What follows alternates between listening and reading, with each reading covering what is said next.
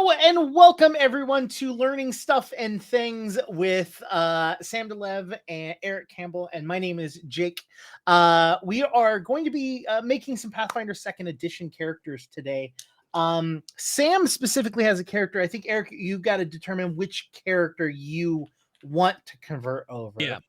But make a... yeah, you think about that one. But what we're basically going to be doing is converting D&D 5th edition characters over into Pathfinder 2nd edition. We're going to do one for each of you, and then we're going to take a little break, and then we'll come back and we'll play around with the rules and mess around with like a single combat and maybe like a social thing so that you can figure out how roles and stuff works. So let's go ahead and just get started. Sam, can you give me a description of the character in which you are planning on moving over?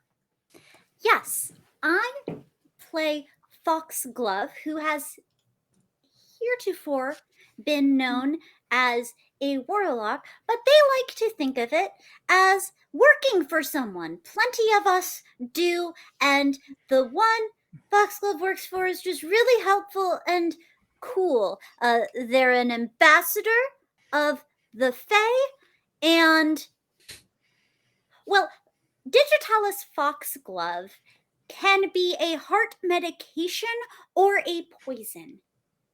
Foxglove. Okay. So you gave me your character sheet already.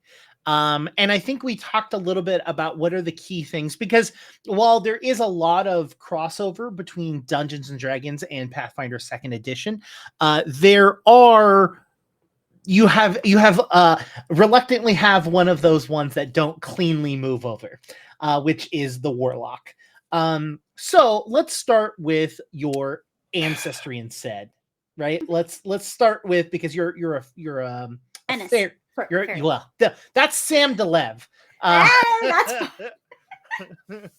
So if you can see right below me and right next to Eric, we're currently using Path Builder, which is a very easy, very simple system you can use. I also have Demiplane up that we're going to make reference to if we need to read some rules or look over some stuff like that. But let's start with ancestry. So you are a fairy, which fairies exist. I believe they are rare. You gotta clap. Which I believe. Clap, chat, clap. Yes. So I believe a good one would be a sprite. I think that would be the best correlation between the two. I get to be tiny, right? You're tiny. You have a 20-foot speed. You get a boost to dexterity, intelligence, and a free one, but you get a flaw to strength. Yes. I was just going to point out, though, and this is something we could talk about, but Sam, I did want to point out that the aesthetic of the pixies are dramatically different. In Pathfinder 2e. It's not bad. They look awesome, but they look way more like forest sprites. Their hair actually looks like it might be made out of leaves. They have huge eyes, that kind of thing. They have really interesting, cool. Let me see if Demiplane has got if they've got them or not. Demiplane has it. That's where I spotted it. But let me do ye old search. They pixie. Gob. Okay. Why is my screen like this? All right, let's try that again. Well, no, that's in the bestiary. That's not the same thing. Sprites. I don't think they. Right, there it is. Yeah. Okay. Are they in the characters portion? They're in the Lost Omens Ancestries guide. Yeah, they're in the book itself, which I can. Yeah, they're not in the. They should be in this in the Path Builder 2e character thing. Yes, it's definitely in Path Builder. I was just going to bring up the character so that chat could see.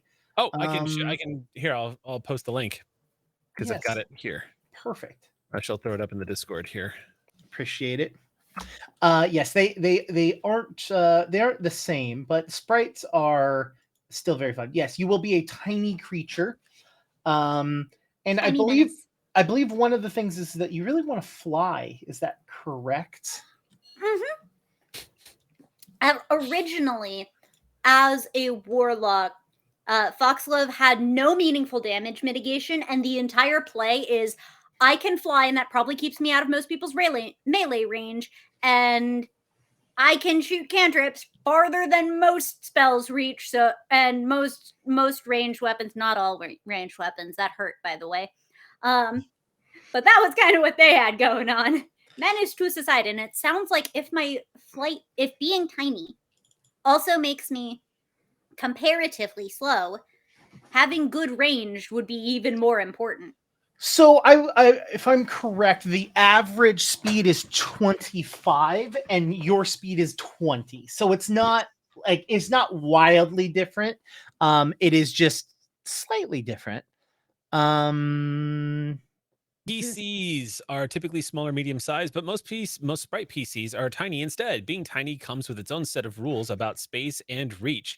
Your tiny sprite can enter another creature's space, which is important because your melee strikes typically have no reach, meaning you must enter their space to attack them. Like other tiny creatures, you don't automatically receive lesser cover from being in a larger creature's space, but circumstances might allow you to take cover. You can purchase weapons, armor, and other items of your size with the same statistics as normal gear, except that melee weapon has a reach of 0 for you, or a reach of 5 feet shorter than normal.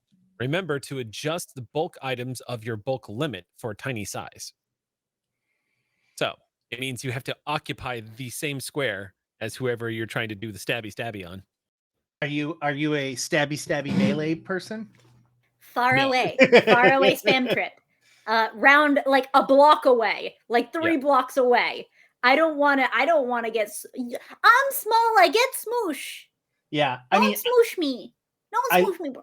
I love the artwork for all of these little sprites. You got this little yellow sprite, this like almost alien-esque looking. Yeah, like that's sprite from the Mm-hmm. And when I read that others probably expect you to know strange Fey mysteries, but also consider you the prime suspect whenever unexplained hijinks and serendipity come their way. Oh yeah, no, this is the right one. This one. Yep, that.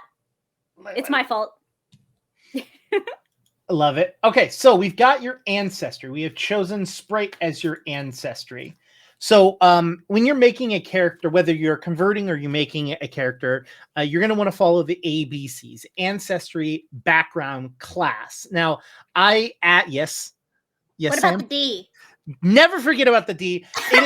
It is not an official thing, even though I got the joke about the D from Jason Bowman when he came by and we did an interview with him. We were talking and I was like, well, what are some things that people, and he's like, oh, Destiny. We were going to call it Destiny. And I really wish we did. And I was like, man, that would have been really good because it would have been your ABCDs.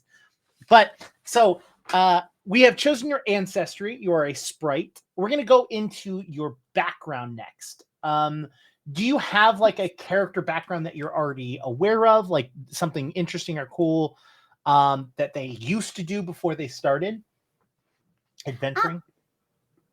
Before they started adventuring, Foxglove lived in the Fae, and before the immediate start of campaign was an ambassador to the humans with their silly, they think time always goes at the same pace, and they think that you can just draw on paper where a thing is, and then you go to the same spot on the thing and it's still there. It's ridiculous. But yeah, diplomat.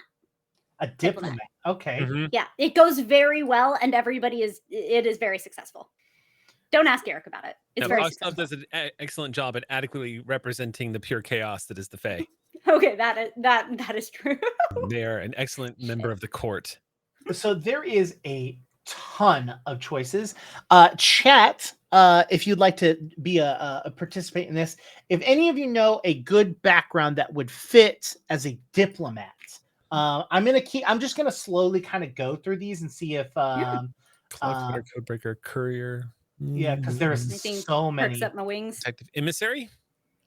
A diplomat or messenger. You travel to lands far and wide, communicating with new people and forming alliances where your stock and trade. You choose 2 ability boosts. One must be intelligence or charisma. and 1 free ability boost. You've trained in society skills and lore skill related to one city you visited often, in which case would be Evergard. You gain the multilingual skill feat. Does multilingual make sense?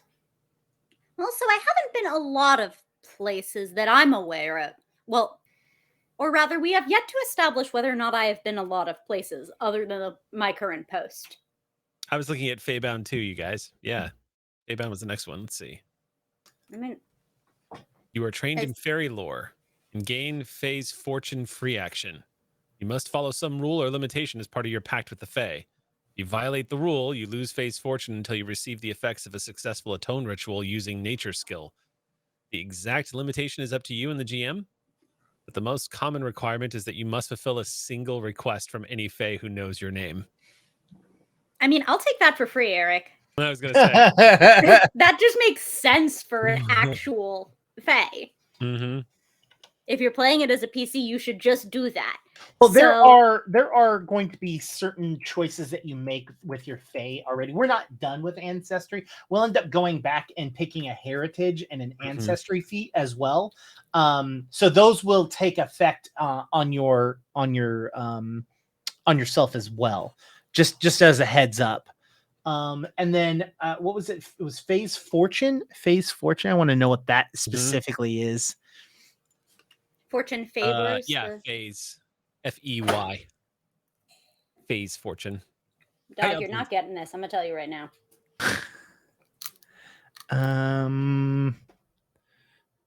What is Fae lore? Fae's Fortune for free. Yeah, it's the thing is called Fae Bound, but I'm just looking for what you gain Fae's Fortune free action. I'm trying to figure out what the Fae's Fortune reaction is. Are you on Demiplane? I am on Demiplane. I could just search that up, couldn't I? Oh. I was gonna say, when we run Alien, like ye old search box is ye old friend. Fae's Fortune. There we go. Frequency per once per day. You attempt a skill check and haven't rolled yet. The effect is the roll. You roll the skill check twice and use the better of the results. So it's you gain advantage. Yeah. Advantage without calling it advantage is what it is. Yep. I have no idea what you're talking about. Oh my God. You know who does though? Look, everyone's a critic. Everyone's got opinions. Yeah. Oh, I mean, that all is good and makes sense for just a fake character. That's just really nice. Yeah, and there might be some stuff that you get specifically, like you get fake cantrips, Sprite Spark. You can get, I believe we're going to do your wings, though, I think is probably what we're going to do, because I don't think you have a corgi mount, which is an option. Eric? Eric? Eric? To abandon your new little horsey that quickly?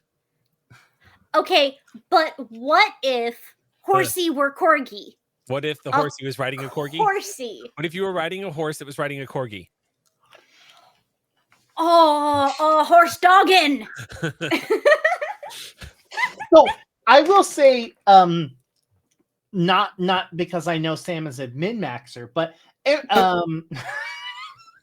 wow, just throwing that out there. Yep, no, they don't min-max. Saying it out loud, Jake. Anything.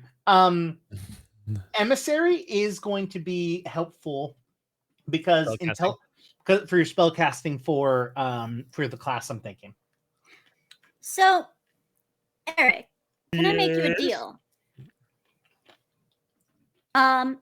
I would like to take emissary background in part because it further implies that, like, it implies the existence of more backstory, which on a fey creature, you know, imagine the humans now knowing your whole life. Ridiculous. But I would like to buy from you at least the disadvantage of Feybound, and if you're gracious, also the advantage, but definitely the disadvantage. That just seems good and right. So you want the background of the emissary, but you also want to take some of the flavor of the other. Yeah, I think the limitation of the Fae is like a thing that wasn't represented in the previous iteration of my character, but like feels very true to the spirit, and I could use some more Fae structure like that. The kind of juice that you get in other fairy stories. Well, so here's the thing: is Feybound will still give you a boost to your Dex or Charisma, so you're still going to get a nice juice to the stat that you want anyway. This I'm fine with. I'm more interested in the flavor from Feybound than I am in any of the mechanics. I like Emissary for the mechanics. I'm just negotiating for additional flavor. Yeah, no, you can absolutely. There's no reason in the world why we couldn't just take that. Yeah. If you want to take the last half of Emissary. Yeah, I'm fine with that. But the Feybound is the one that's where it's the requirement name, the whole thing. But yeah. No, that's the bit I want to make sure I have. I don't care about stats. That's what I figured. Just the RP bit. No, I'm totally fine with that. Awesome. Okay. So do we want to put Emissary or Feybound in here? Emissary, because I think we want Emissary mechanics. Okay. All right. Because I can put role-playing restrictions on any mechanical background. All right, we're gonna put Emissary in here. Now for class, I think the class in which would work best, but we can talk about this. If we're looking at the most important part of your class being the fact that you are working for the Fae and you have a patron that controls you, which would be the class to pick, right? But from conversations you and I talked about, I think Psychic might be the better choice. And that's the fact that you are talking about using, because you use what is the spell? You use Eldritch Blast at really far away and ping people away, which I think would be a better thematically with the Psychic, because you can use amps to make well, it's not Eldritch Blast, it's telekinetic projectile. Yes, definitely not Eldritch Blast. I'm familiar. Yep. I will say the difference between Eldritch Blast and a telekinetic projectile is that you get to pick what object that you're flying. So telekinetic projectile can be bludgeoning, piercing, or slashing damage. You choose when you cast it. All right, I'm not mad at that. Let me ask you what I think probably should have been the question from the beginning. Okay. Which one can most effectively perpetrate mischief and get away with it? Eric, you don't have to listen to this part. Psychic. Okay, done. Psychic has this system where it's got a conscious and an unconscious mind, and you can do stuff like at my home game, I have a player that has it where they can make it so that everyone within 30 feet of them get the benefit of the aid action from them, eventually meaning that they get a +4 to their next roll. And normally aid, you can only aid one person. This is literally everyone within 30 feet of me. Fantastic. I would love to play a support class. All right, so we're talking Psychic. So we will choose the Psychic. All right, so now we're going to get into the nitty-gritty of kind of stats and skills and stuff like that. So the way Path Builder works is that it's automatically giving you the boosts in which you are forced to get, and then you get to choose. So right now you've got Intelligence, Dexterity, you've got a minus to your Strength, but you can choose to get a boost to your Strength, a boost to your Constitution, a boost to your Wisdom, or a boost to your Charisma. I do want to point something out real quick. Yes. And this is getting a little ahead of us, but I do need to point this out. Oh dear. So the sprite heritages, which we're going to eventually look at. Yes. So if you choose Pixie, your size is immediately going to become small as opposed to tiny. So I saw that when he was scrolling. It's going to be a very serious decision to make. Did you see the Nyctera? I haven't yet. Let that be a teaser. Let that be a preview for when we get to it. Okay. So, as a psychic, what stats do I care about, my dude? Intelligence.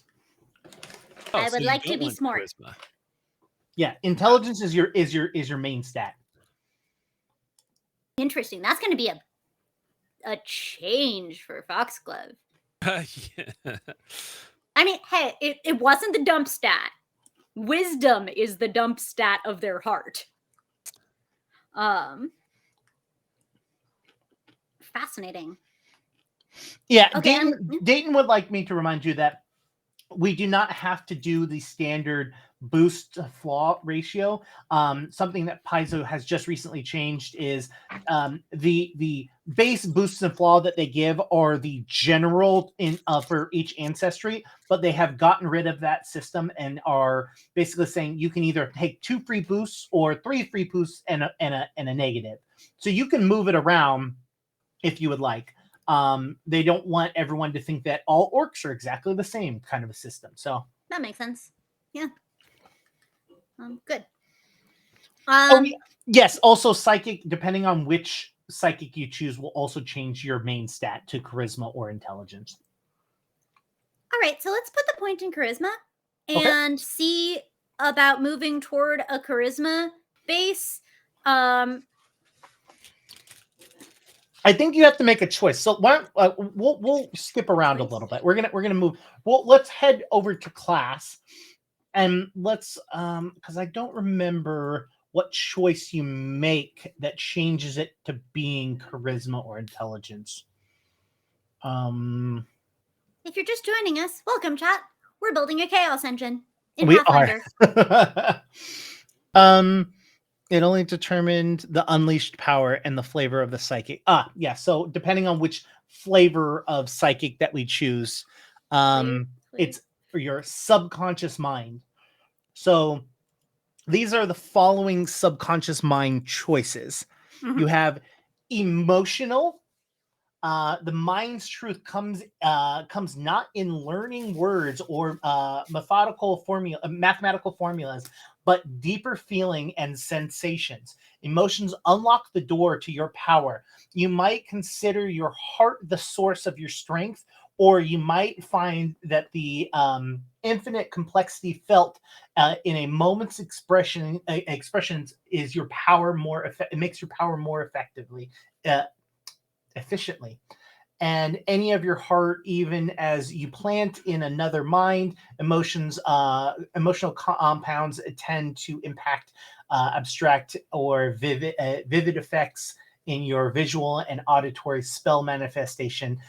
It changes your key to charisma, and then you get an ability called Restore the Mind, which is a single action, and you unleash a psyche. It gives you a closer connection to the emotions of your allies, letting you project resources and strength to replenish their mind and body. Choose one of the 2 benefits to grant one ally within 30 feet and that you can see. That ally is temporarily immune for 10 minutes. That ally gains a +1 status bonus to saving throws against mental effects until your psyche ends. The ally can gain hit points equal to 2 plus double your level. I mean, that sounds like emotion-driven mechanics sound a lot to me like glamour. What do you think, Eric? Yes. I mean, in the lore of the classic Fae, it's all about that. My favorite go-to, one of my favorite books I've ever read on like concepts of the Fae is actually from Exalted, where the fair folk, they go into an entire core book on the fair folk, and it gets really well and dark and also spectacular and pretty much everything that you love about the fair folk, Sam, is what it goes into. And I think being extremely lovable and then they do something and it's like, that's horrifying. Well, why yeah, did you do that? It's like, because every, I'm not like you. Yeah, exactly. It's like for every story you hear about a pixie like saving a child from rushing water and then becoming their friend and granting them wishes or whatever, there's another story about the old grandmother who's made out of wicker, who steals children away and turns them into cornbread or gives whatever. them a lovely life in the Fae. Yeah. The whole kidnapping children thing, like, it's so great in your world. They're happier here. Trust me. Yeah. The other charisma-based one gives you the ability to basically hide. It is about, it's called a Wandering Revive. Wow, come on, Jake. you get an ability. It becomes charisma. You get an ability called Fade into Daydreams. Your flight of imagination spills into the real world, causing you to become indistinct, hazy, or cloaked in figments. You become concealed until the start of your next turn. This concealment can't be used to hide as normal for concealing effects that leave your location obvious. So people will know where you are, but you will basically, it makes it harder for them to hit you. As much as I think Foxglove would like to escape the consequences of their actions, I don't let them. So no hiding. I mean, I'll be like passable enough so that I don't heck up the group's stealth, but that's the only reason that's there for. I don't need any abilities on top. No. Give me the feels. Give me the feels. Give me the feels brain. I want to be the feels brain. Okay, so that's going to make your main feels. That's going to make your main stat charisma. So we'll go back to abilities. We've chosen charisma, so you've got a bonus to charisma, dexterity, intelligence, and a flaw nerf to strength. Exactly. So your background makes it choose between intelligence or charisma as your first. You want charisma, okay? And then your second boost is free, so it can be anything but charisma. I feel con feels important. I don't. Well, do you want hit I don't points? know the relative power of various stats and how they change. Constitution is your hit points, basically. Does it control anything with respect to spellcasting in this system? Not your spellcasting. No, it is your constitution will affect your hit points as well as your fortitude. And that is, I mean, there are other things, but not when it comes to spellcasting. If I were a good person, Foxglove really needs some wisdom. And that's really helpful when dealing with Fae. Agreed. Okay. Wisdom. So I'm going dexterity. Yeah, because it's practically it's not a given that your Fae Lord is actually always going to be on Team Foxglove. You've got to kind of navigate that a little bit sometimes. Yeah, but I mean, it's good to have the wisdom for sure. It's true, though it's also funny to not. Well, you're gonna get 4 free boosts on your destiny, so you can always put one. So I think we'll throw some into wisdom then, but I think sometimes you have to try to run away real fast. So we'll put that into dexterity. So you get 4 free boosts, and you can put any of them where you want, but it has to be one for each. One boost per stat, so you can't put 2 in one. Okay, fair. So I assume charisma is probably going to be one of them. Yes. I would like a modicum of wisdom. Eric is right. Like, just no matter how high your wisdom stat is on the character sheet, no one can make you be wise in the game. So you have the option and can ignore it at will. So you've got 2 more boosts. Right now your con is at a 10, your dexterity is at a 14, and your intelligence is a 12. I'm okay with all of those numbers, honestly. That's already like just and your strength is a -1, but you get exactly. It's fantastic. You have 2 more boosts though. You have to choose 2 more stats to give boosts. All right, I will take Constitution. Okay. And dexterity. Okay. Boom. Finished. You're going to be trained in 4 different skills. So how this works is in Dungeons & Dragons, you had proficiency, which was just a flat number, and you would gain that to a skill, and that skill would give you'd roll a d20, you'd add that.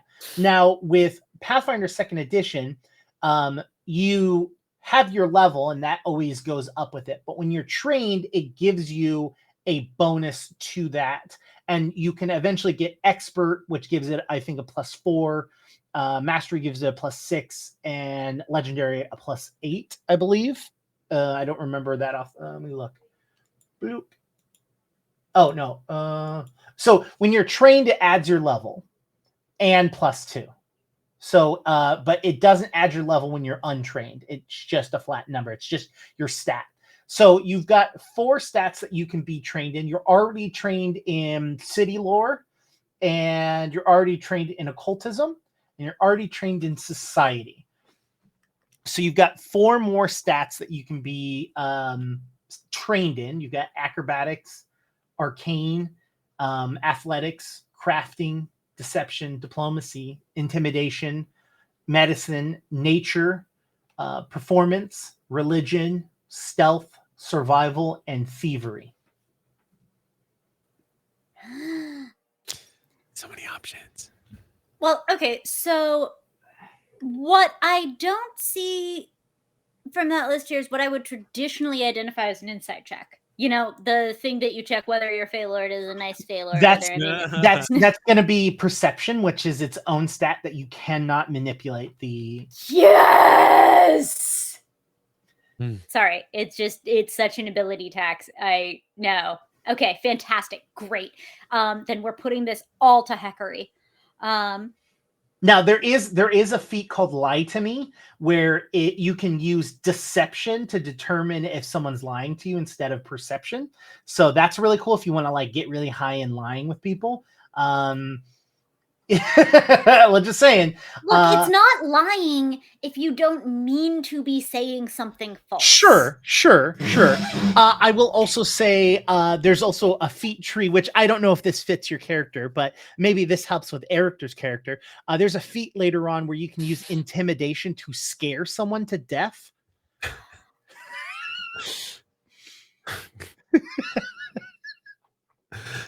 Ooh.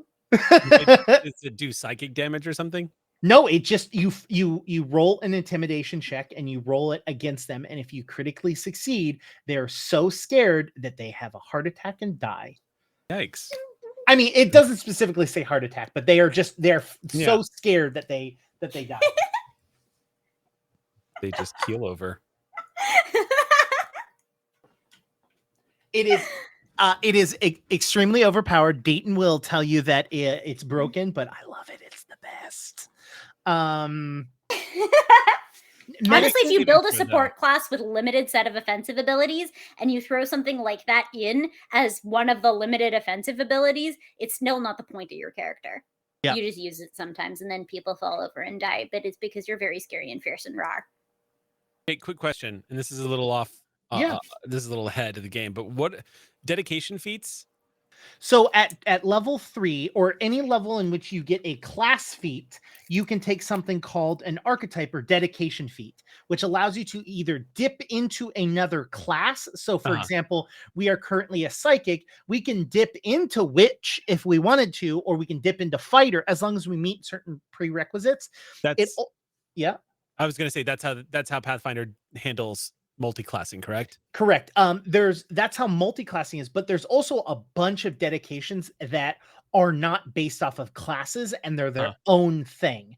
So think of it like you played 3.5, right? Yeah. You remember prestige classes? Yeah. Oh, those are awesome. Yeah. So it's kind of their version of a prestige class where you take a dedication feat into a new environment, right? So you can do like one of them is like sniper, right? Gotcha. Where you can take it, and as long as your ally can see an enemy, you can hit that creature because they're spotting for you. Okay. That's kind of like an example of what they can do. It's been so long since I played 3.5. I'm trying to remember because I know 4th edition had the epic level character sheets. The epic level stuff when you hit level 20 you can take 10 more, but I it's been so long since I've thought about prestige classes. Those were 3.5 for sure. Yeah Okay, I just couldn't remember. Okay. Yeah, 3.5 had prestige classes. Now, I will say that they are different from prestige classes in the fact that you don't have to have a class like combo before you get there. You have to have certain prerequisites, like you have to have a certain dex or an intelligence modifier. Some of them might be lore specific, like there's this group called the Hell Knights. You have to have specific lore reasons why you would be able to become a Hell Knight, which would give you like special armor and stuff like that. To send people to hell. Exactly. But yes, they're very powerful, very strong. Their limitations is if you take a dedication feat, you can't take another dedication feat until you've taken 2 other feats in that subcategory. Okay. Whose feet? I mean, yours, mine, someone's. Just keep the socks on. You don't want to give that away for free. Absolutely, not trans pride. Oh, you mean? Oh, yeah. No. So going back a little bit to skills, you can also choose lore skills. So if there's something specific that your character like you want them to know more about, you can choose a lore as their skill. The only is other people's business an option? I would say probably not. Some other skills, I don't know if you do anything, but in Pathfinder, you don't just get your hit points back when you take a long rest. In this system, when you take a long rest, you gain your your level times your Constitution modifier in your long rest. Now, the number one way people heal is through the medicine check, which is the medicine skill. If you roll over a 15, the person gets 2d8 worth of hit points back. That is a very good one to have usually. I don't know if that fits within your characters. Why would anyone ever want to hurt me? I'm delightful. You're lovely. Yes, Dayton, Eric is in fact the GM for the campaign. So whenever we're talking about can Sam do this, it's going directly to Eric. Yep. I want him to see what I'm doing. So yeah, you've got 4 skills you can be trained in. Does anything jump out or make sense for you? Tricking people. Okay, deception. Making them telling them I'm sorry afterward. Diplomacy. Okay, all right. And putting the fear of Fae into them. Intimidation. Okay. Yeah. There's those ones. There's 3. You got 1 more. Yep. Does survival make sense? Like, as a Fae creature, you've had to deal with being out in the forest and having to find your way. So I'm splitting between survival, nature flavored as like Fae nature stuff, Sure. And Arcana for Fae magic stuff. I mean, both nature and Arcana make sense. Eric, thoughts? Best Fae related skill. Just like, I know Fae stuff. I could rationalize why you would have Arcana over nature if you had to pick between the 2 of them. Because the growing up in the Feywilds is not learning nature. Do you know what I mean? Oh no, there's a problem though, Eric. There's an untrained it's gonna be nature, it's gonna be nature, it's gonna be nature. Final answer. Okay. Nature. Command an animal is nature check. Yeah. The animal handling check is nature. Fuzzy. Yep, that'll do. That'll do. So now we're going to go into the conversation where Eric was bringing up about the Nyx, right? That's what you wanted to Yeah. Specifically, I was pointing Sam at the Nyctera. Bat sprites. Bat sprites. Yeah, which is like flying foxes. Look, there's a photo. There's a photo of it. Baby, hello, I love you. You're just trying to push me to RP a bat again. Yeah, I'm just like it's a bat. Like this is pretty easy. Bat. But they're gentle and friendly, and I'm a.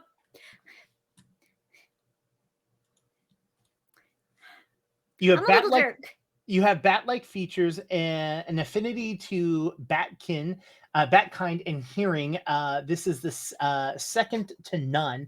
As long as you can hear normally, you can use the seek action to sense undetected creatures in 60-foot cone instead of a 30-foot cone, and you get a +2 circumstance bonus to locate undetected creatures that you can hear within 30 feet and seek as a seek action. So there's that. So there's Pixie. You are larger than other sprites. Instead of tiny, your size is small, which that doesn't sound like anything that you're. It's not it's they are truest to the Fae archetype that Foxglove is like a paradigmatic example of. Like Yeah. they're absolutely classic Fae. Classic Pixie.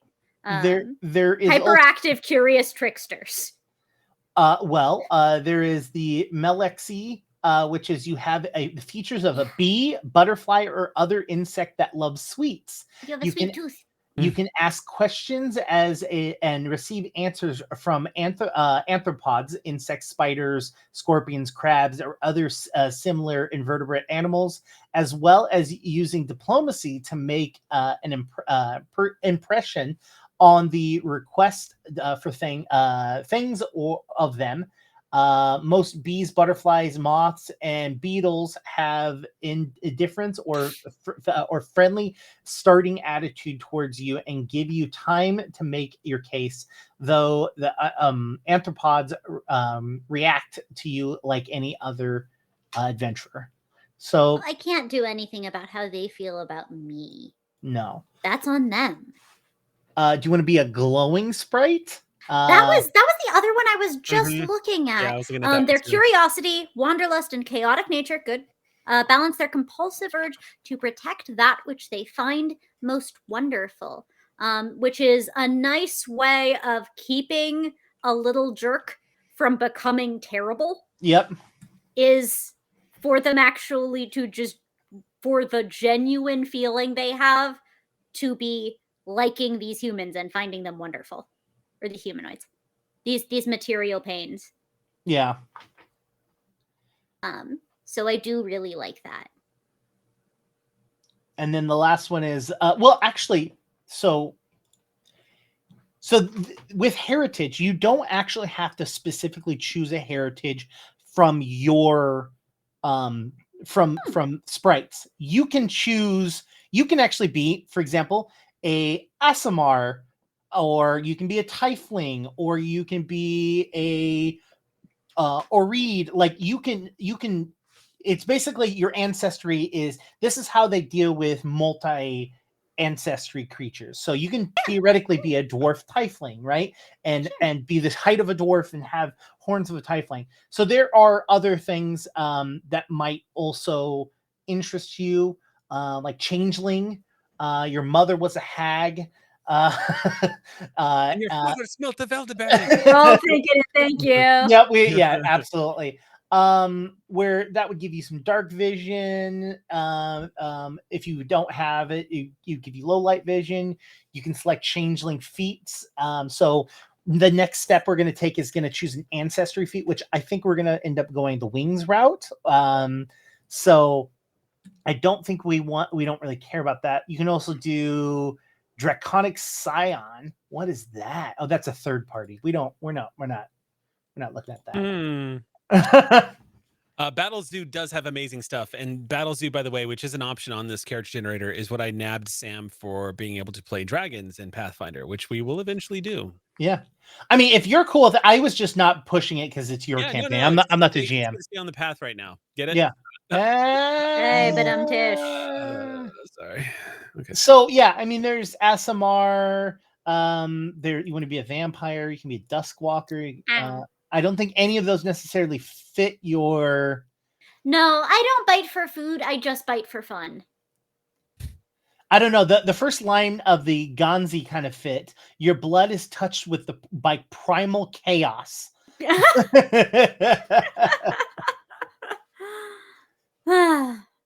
Yeah. Am I gonna have to be small?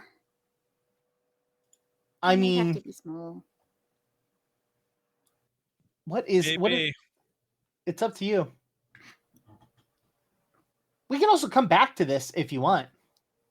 No. All right. You know, I can be silly at all sizes. So I want to be pretty and bright, and I'm going to be a Firefly sprite. So I can be tiny, and I can have any old personality I want. I can be a Firefly, hyperactive, curious trickster. Cool. So luminous sprite is what we're choosing. I'm a delight. Yeah.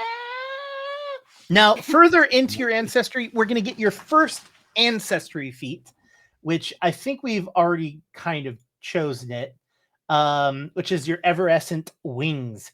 You manifest wings that can flutter for a brief spurt. You don't need to spend any additional actions to reach something in the space of a medium creature you can reach. For instances, you want to open a cookie jar 4 feet off the ground. You only need to spend an action to action to do so.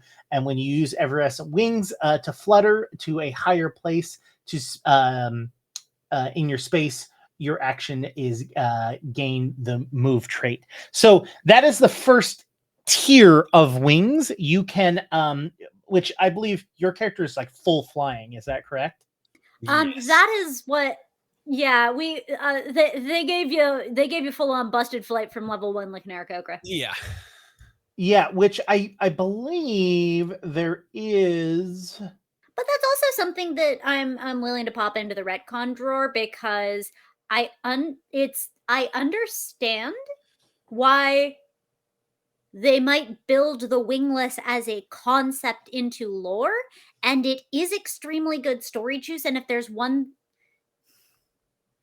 he knows how to get me every time, and it's story juice.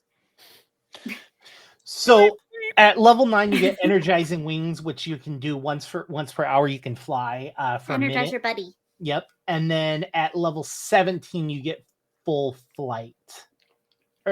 Wow, you don't get full flight to level 17. My goodness. I mean, there is a there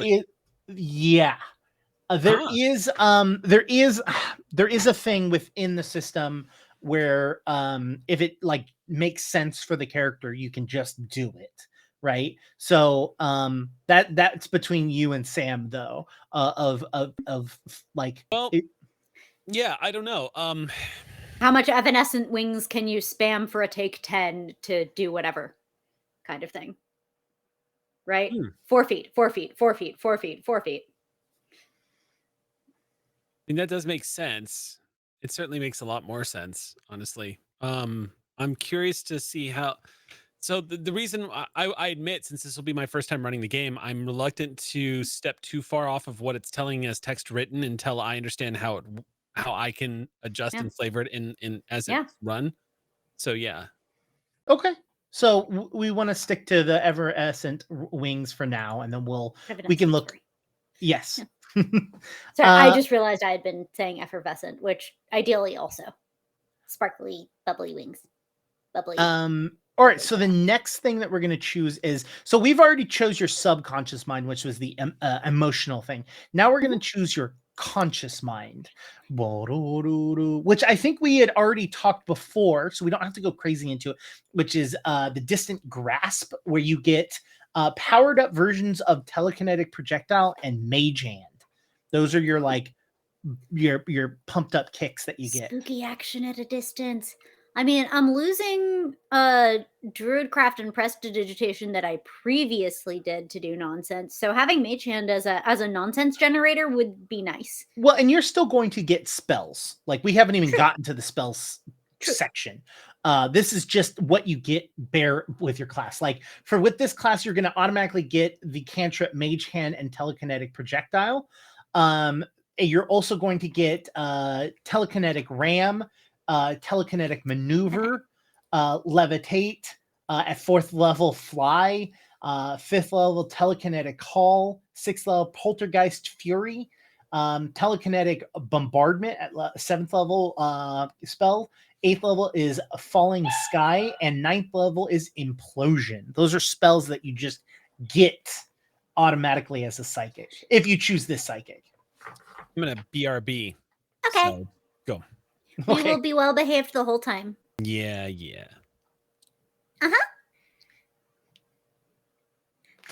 All right, let's go. How do we absolutely crack this over our knee? Okay, so like with Mage Hand, like especially with this specific Mage Hand, you get some like wacky stuff. So normally, your Mage Hand can carry up to 1 bulk instead of light bulk. So in the way that the system works is everything is determined with either it's X amount of bulk. So like 5 bulk. I think a human body, a medium-sized creature is like 9 bulk or 10 bulk, something like that.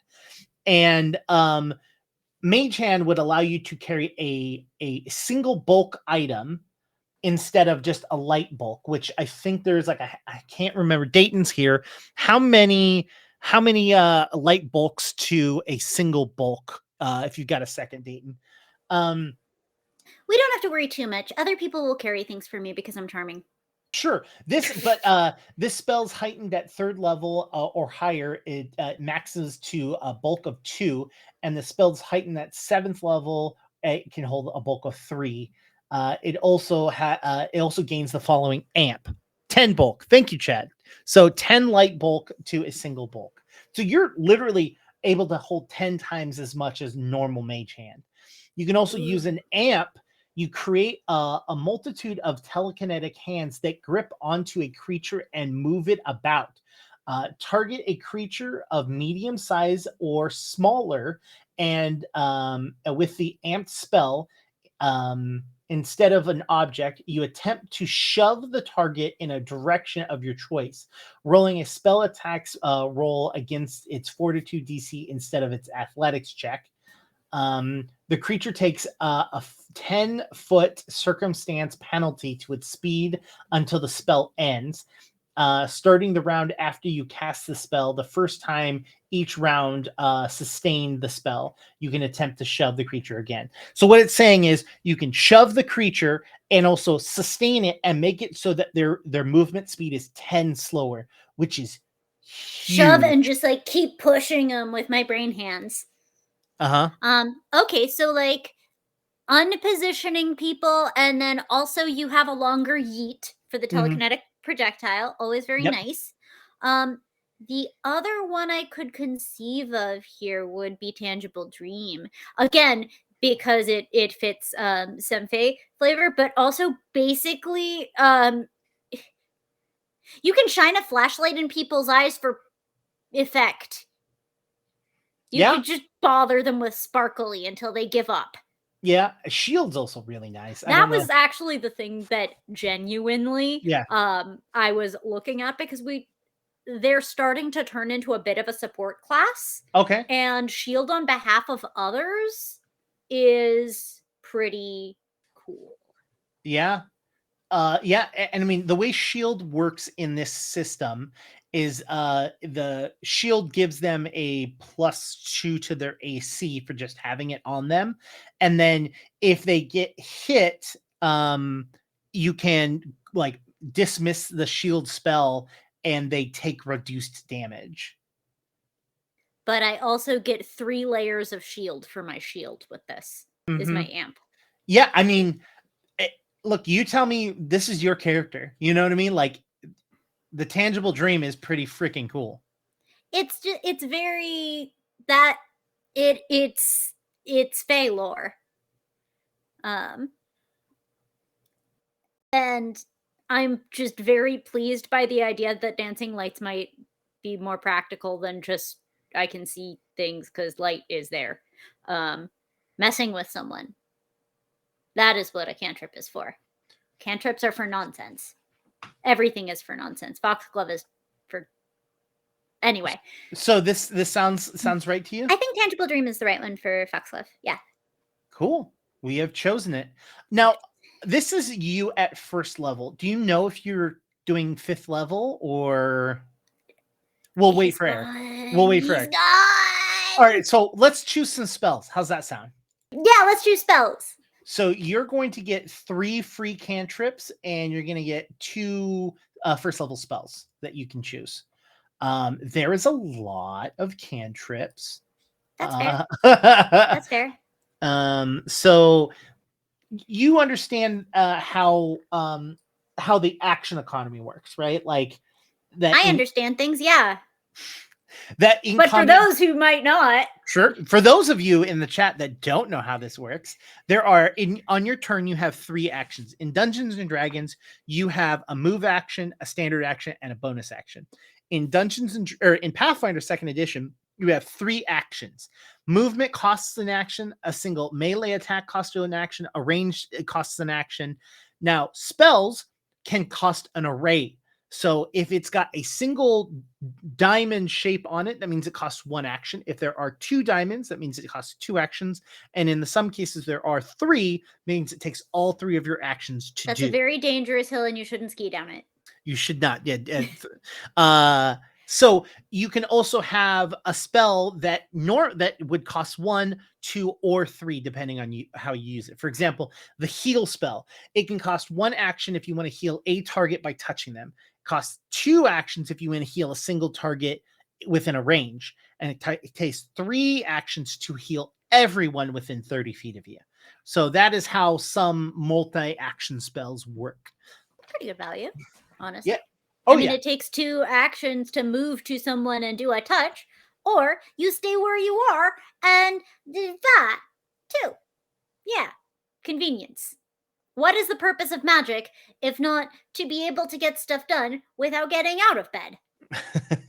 Yeah, that seems fair.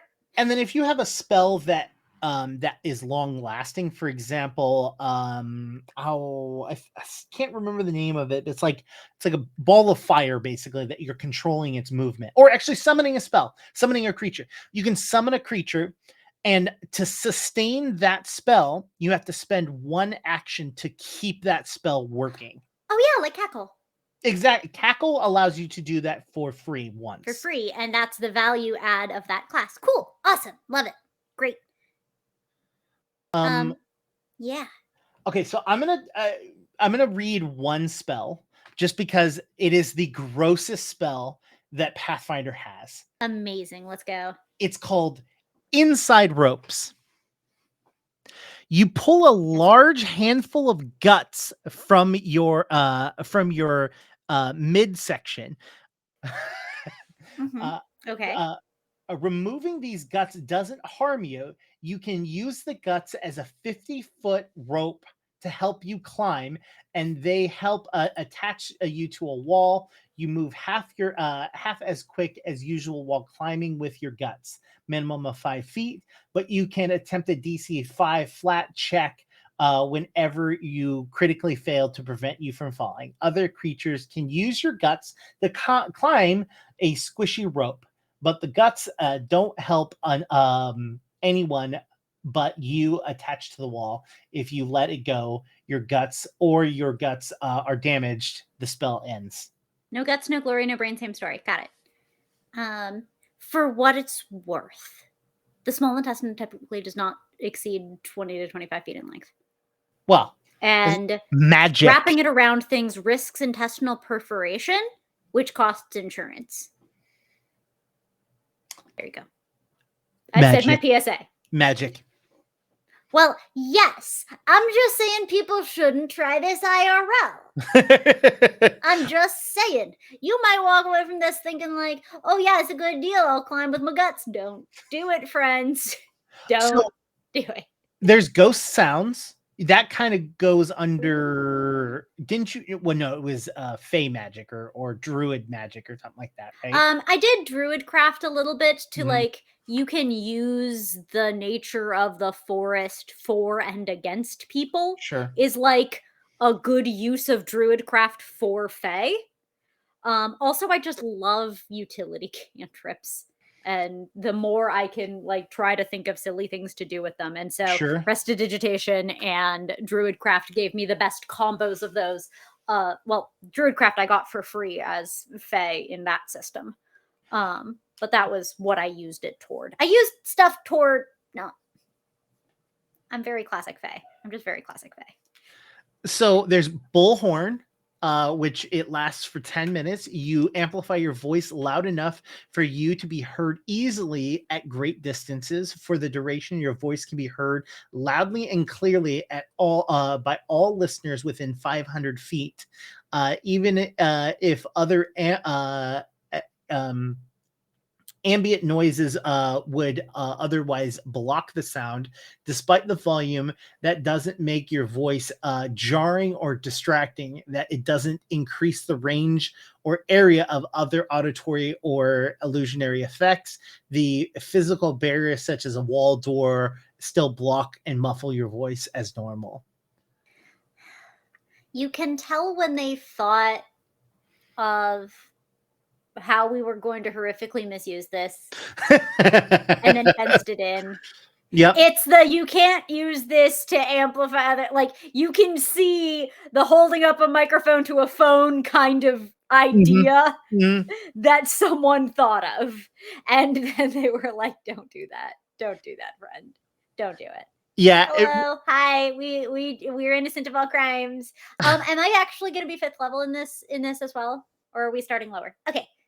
Cool. Oh, you're muted. I get the levels. No, he just said yes. Don't worry. He says yes to everything. I heard it, but I just...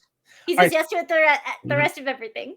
All right, so that's going to change so much. So let's not do spells now. We'll continue on. So at level 2, you get your first class feat. This is where you can take a dedication feat if you wanted to dip into other things, or you can just get better at being a psychic. I do like to be good at psychic. Yeah. I do like to be good at psychic. Yeah. So there is Ancestral Mind. By unraveling memories and connections passed down from your prodigen and burned into your unconscious mind, you learn to convert your inherent magic into psychic power. You can cast an innate spell you know from an ancestry feat or heritage using your psychic spellcasting components. When you do so, the specific tradition becomes occult. If it wasn't already, you can use psychic spellcasting ability modifier instead of charisma to determine the spell attack roll and spell DC. I don't think that helps you so much since you don't have any spells from your ancestry. Yeah, no. Counter thought seems generally practical. But mental buffer has a certain appeal to someone who's already from the Fae. Like, you're not going to get me with that. That's what we use them for that. Sure. Just a little bit of defensive. Oh, wait, never mind. I found it. Okay. I'm sorry. It took me a moment. I found it. Okay. Your telepathic sensitivity intensifies when you're affected by mental magic, making it easier for you to link to other creatures. After you cast a spell with the mental trait, till the start of your next turn, you gain a +1 circumstance bonus to deception, diplomacy, and intimidation checks, and to perception checks to sense motive. Yeah. I mean... that one. Okay, done. Easy. Now you're going to get a skill feat. So you're going to get better at skills to pay the bills. So this is kind of where we were talking about, like, there is intimidating glare. You can demoralize, which is an ability. I very highly love demoralize. If you have a fighter and they have attacked twice, they should not attack a third time at a minus 10. Instead, they should just use an action to demoralize their enemy, which is great. It gives them minuses to their stats. When you do demoralize, you lose the auditory trait and gain the visual trait, and you don't take penalties if the creature doesn't understand your language. So normally demoralize requires you to say something, right? And it requires them to know your language. Now, if they are a creature in which does not know your language, you take a -4 to the demoralize. This allows you to, as long as they can see you, you can, pump your chest and like, do the come at me, bro, like intimidation, or like even just like give that like parental look where you're just like, you fucked up. You fucked up, right? I would never be able to carry that one. Which is amazing. So that allows you to make a visual instead of that. Lie to me is the one that allows you to use deception as your skill to determine if someone is lying to you or not, which is awesome. Yeah, game recognized game. Yeah, exactly. No cause for alarm. You have to be trained in diplomacy. You attempt to reduce panic. Attempt a diplomacy check, comparing it to the will to see of the creature within 10 feet around you, who are frightened. Each of them are temporarily immune from that for an hour. So you can make people immune from fear, which is or make them immune from the frightened condition. How common is that? I know in other systems it is. I think the system thinks it's a big deal. Sure. Frightened comes up quite a bit, especially if there's a fighter or you're fighting against a fighter. They have abilities to give you the frightened condition. Demoralize, I believe, also gives you the frightened condition.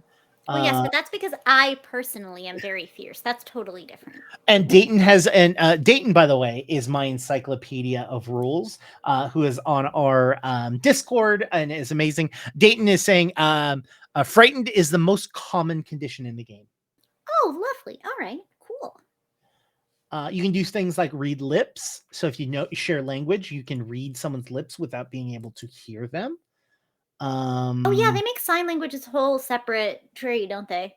Yes, you gotta take that separately. That's weird. Yeah. I mean, I'm pretty sure they got. I mean, it's true, but I wanted it anyway. I think they got rid of that or changed it up, because I know that was one of the things I complained about. And whenever I'm running a game, I don't make sign language its own. Like, if you know the language, you know the sign language version, but I make it so well educated. Yeah, just because, like, if you want to play a signing character, I don't want to fucking you know what I mean? Like, but that's I very much do. Yes. You can be a monster scavenger. You can be multilingual. I get that one for free as emissary.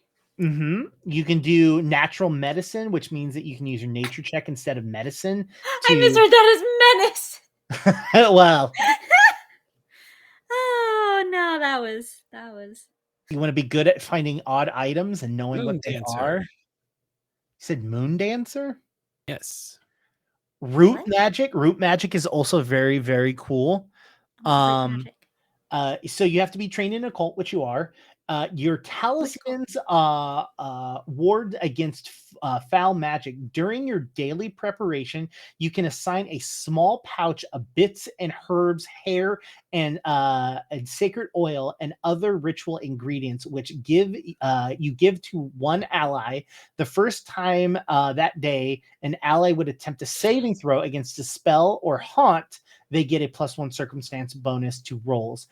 This bonus increases to 2 if you're an expert and +3 if you're legendary. So basically, at the start of your day, you choose one person and you give them a little gift bag. And then their first saving throw of the day, they just get a bonus against it. And then it disappears. That's really cool. That's really good. That's a support class. That's a more responsible use of my build than nonsense. Mm-hmm. Sam is. Yeah, so sign language is its own feat. Yeah, I see that. Under what society? Yeah, you're trained in society. You learn sign language associated with the languages you know, allowing you to sign and understand signs. Sign language typically requires both hands to convey more complex concepts, and they are visual rather than auditory. Well, the thing I do like about the feat itself is you take it once and you just know it for all of the languages you know. Yeah.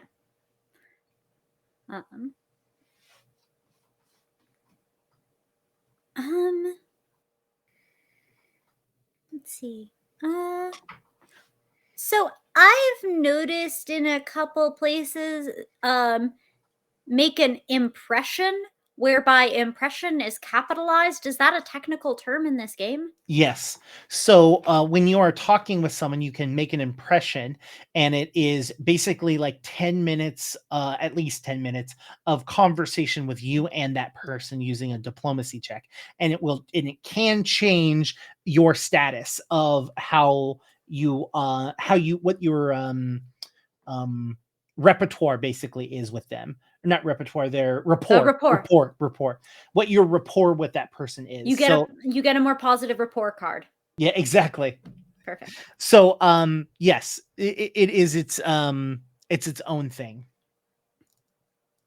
which I don't use, but Eric might. So I don't know. Yeah, I'm crunching rules and lore. As soon as I get off of this stream, I'm going right back to reading and prepping, and then all day tomorrow, same thing. And then I got a break because Monday is our final seasonal episode of Beacon. I mean, everything's going so well. It's pretty much just going to be a pizza party, right? It's true. Right? It's Eric, so right? true. Yeah, no. Everything's good. fine. Good. I'm glad. I'm so glad. I'm so glad. Ticking clocks or mortal danger. I'm in danger. I'm in danger. You can get group coercion. You have to be trained in intimidation. When you coerce, you can compare your intimidation check result to the will DC of 2 targets instead of 1. It applies to get different degrees of success for each target. The number of targets you can coerce is simply is a simple action increase to 4 if you are an expert, 10 if you are a master, 25 is legendary. So coerce versus is basically intimidation's version of getting people to do something, like diplomacy. Like you can use diplomacy and get people to do something, and your status with them will go higher. While intimidation, you can coerce someone to do something, but their attitude towards you drops. So they go like, oh well, I don't really like the fact that you're making me do this, but whatever. Yeah, that's fair. And honestly, like, in the same way that I can't ever play anyone evil in a BioWare game, I can only do out of combat intimidation so often because I don't like being mean. I like that shields have hit points. They have hardness and hit points. Yeah. Because that's very reminiscent of how you have to deal with shit in Forbidden Lands, where you have to maintenance your gear. You can't just indefinitely swing and just assume that you're like in Forbidden Lands. If any damage carries over past your AC, it will damage your armor that you have to have repaired later.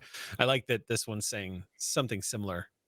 Yeah, shield is very interesting in the game because you have to spend an action on your turn to raise your shield, right? So that it's not like, oh, I've got a shield. Now there are some classes that allow you to use a reaction to raise your shield. So if you don't want to spend it on your turn, you can use a reaction. And then it just gives you a flat bonus to your AC. But then if it succeeds, you can use your shield as a defense mechanism to take hit points away from you, which is really, really nice. So that, it's got 2 purposes, not just a better AC, but also it's taking part of the hit. It should take some of the damage. Yeah, it's really cool. Charming Liar, maybe? Yeah, that one. That's the one. That one. Yeah, Charming Liar. Do you know what it is? Or are you just saying there's a little summary that says improves the target's attitude with your lies. And all I want to do is say things irrespective of their ontological status and have people love me. Done. All right. At level 3, you get to increase a skill. You can either get trained in a new skill, or you can move one of your trained skills to expert. Oh, heck. This is a lot of preemptive prediction of how important my relative stats are going to be before I get into the game. Heck. So at level 5, you have a +9 to your intimidation, a +9 to your deception, and your diplomacy. If you move it to an expert, you would go from +9 to +11. So just kind of giving you like a sense of scale. Exactly. Whose scales? Are they dragon scales? Where's your dragon? Can I see your dragon, please? Thank you. That sounds like a euphemism. I'm going to leave it at that. Large. No, that's all you. So yeah, I mean, we can come back to this if you want. I think. Chet did give a suggestion of giving you or adding Fey lore as one of your skills. You could be trained in Fey lore. That sounds like the kind of lore I want to be trained in. because when we were talking last time, they made that suggestion instead of nature, but I think you kind of want nature. Yeah, I can always get training in Fey lore for the character, but puppy. Mm-hmm. So we want to add Fey lore, is what I'm hearing. Yeah, I think Fey lore is a good thing to add. Cool. And that allows, like, you get a party and different people are going to social at different times and stuff like that. And I'm not looking to like hard min-max that aspect. So, but the thing they will bring is being the party fairy.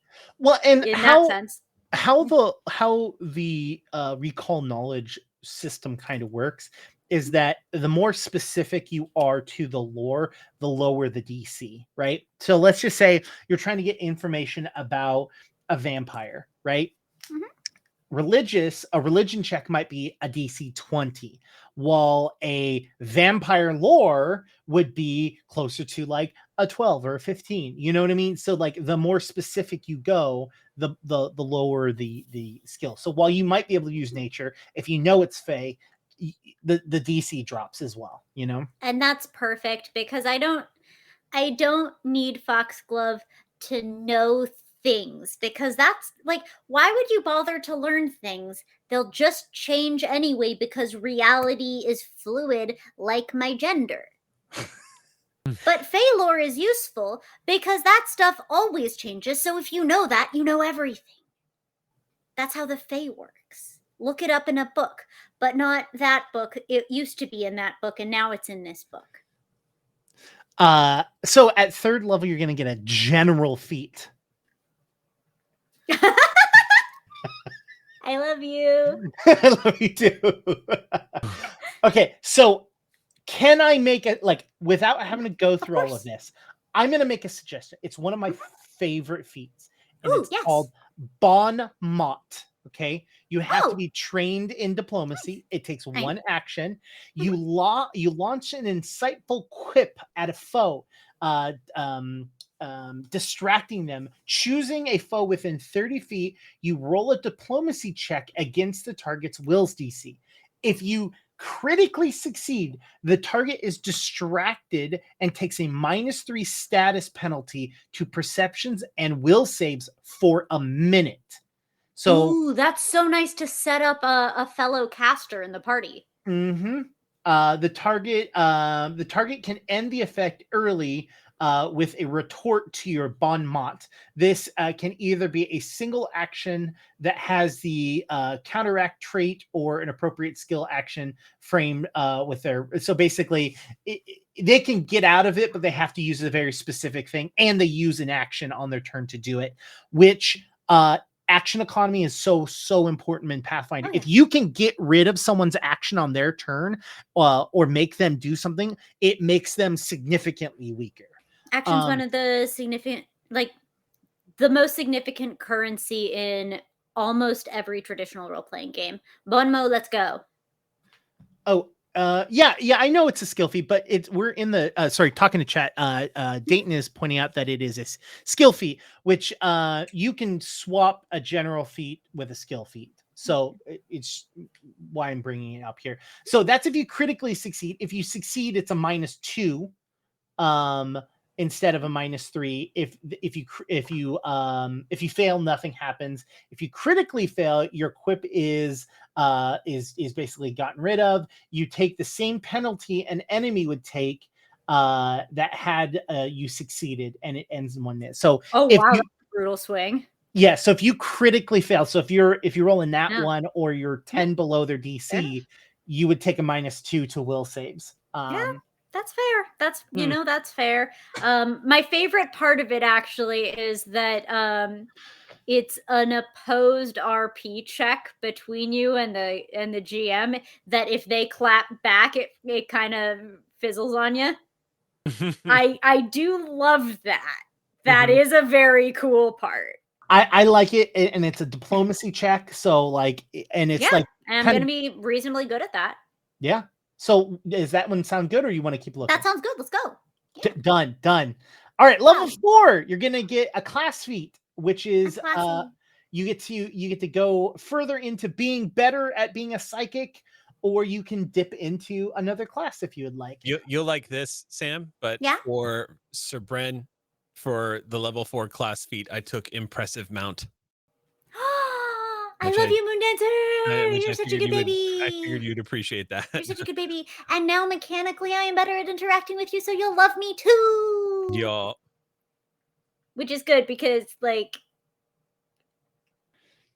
I don't like flying on my own when we travel places. And you're very comfy, Moondancer. Yes, chat. Pathfinder 2nd Edition has a lot of built-in trash talking mechanics, which is, I love it. Why did no one ever lead with that when trying to get me into this game? You get to trash talk in mechanics. So let's look at some of the 4th level feats instead of the lower level, since you're getting access to them.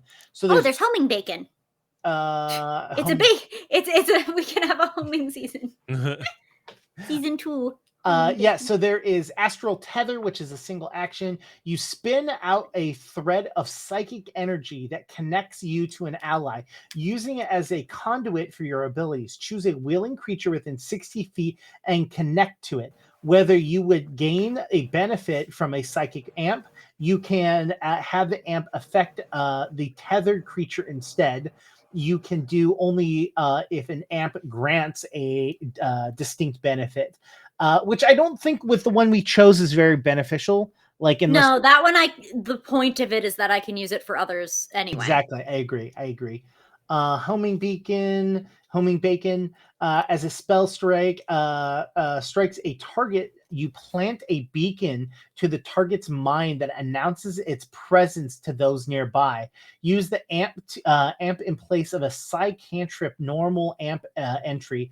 The amp cantrip must be one that has one or more targets and must either require a spell attack roll or have a saving throw.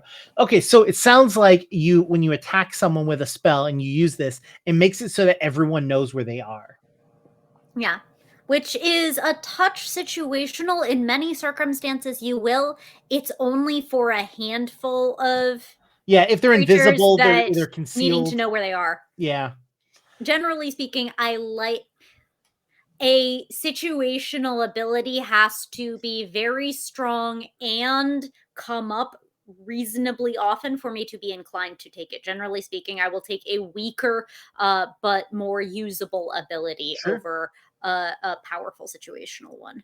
So there's something called Psi Strike, which is a free action. You can do it once per turn. Your most recent action has a cast spell or unleash your psyche. So that's the requirements. You siphon residual psychic energy from your spell into one weapon you're wielding or one of the unarmed attacks. And when you unleash your mind, the energies flare to its mind. I don't think that works because you're not going to be really a weapon person, are you? Nah. Okay, so let's keep going. Thoughtful summoning. You can create a psychological creature from the depth of your imagination instead of calling one from elsewhere. Whenever you summon a creature, you can choose to instead create a psychic construct of that creature.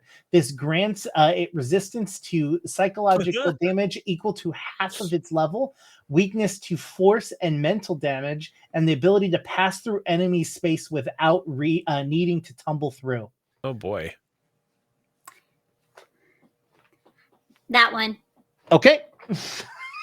I mean, this creature having the power to be like, whatever I came up with in my brain is here now and everyone's problem. Yes, absolutely.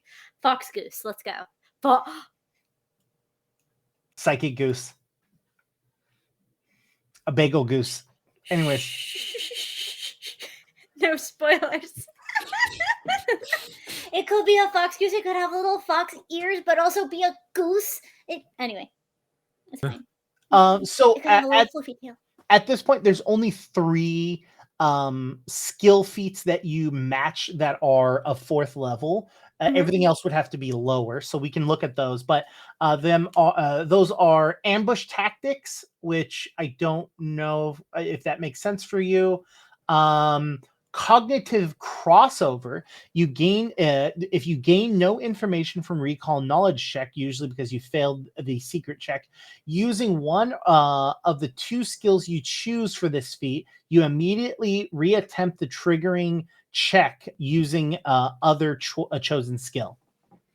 So if you fail a knowledge check, if I failed a Phalor check, I could use diplomacy to remember if someone told it to me. Yeah, you get to use one of the 2 skills that you choose when this. So when you get this feat, you're going to choose 2 other skills. I could choose deception and lie something into facts. That one. You want to use that one? Lie into fact. The ultimate transmutation. Done. All right, we're on 5th level. This is your final level. So you're going to get a skill increase. So you can either increase a skill or get trained in a skill that you are not trained in yet.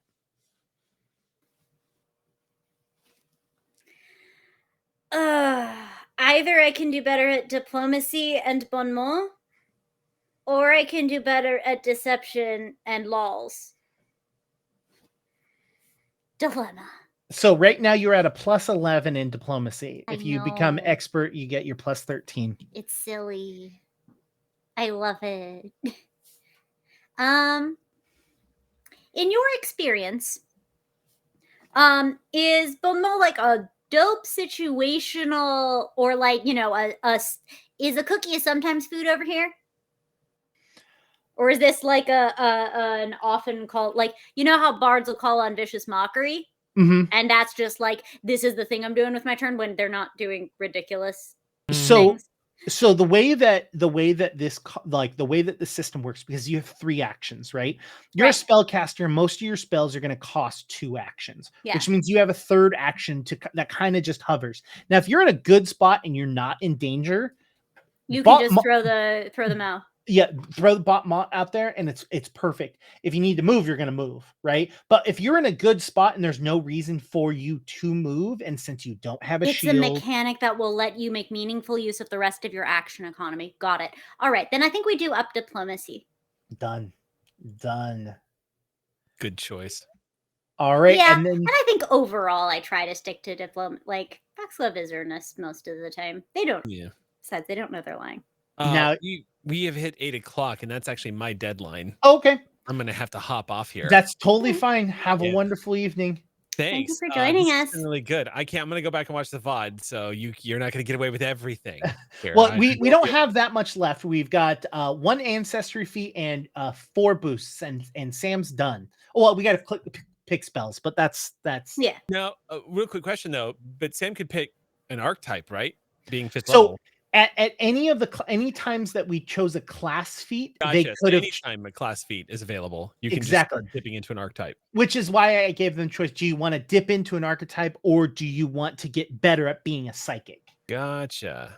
Okay. Yeah. Okay. Cool. I want to be a good sidekick. Which I'm just while you're here for just a moment, I can show you. If you click on in Path Builder, if you click on the dedication, it will give you all of the different, like I was saying, yes, there are classes, but there are also things like, do you want to be a dandy?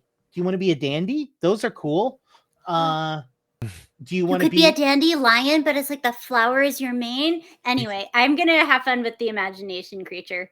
Starting at 2nd level? Gotcha.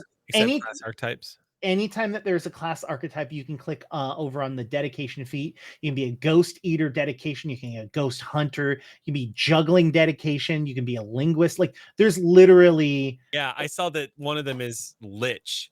And I was like, oh, yummy. You can start on the path.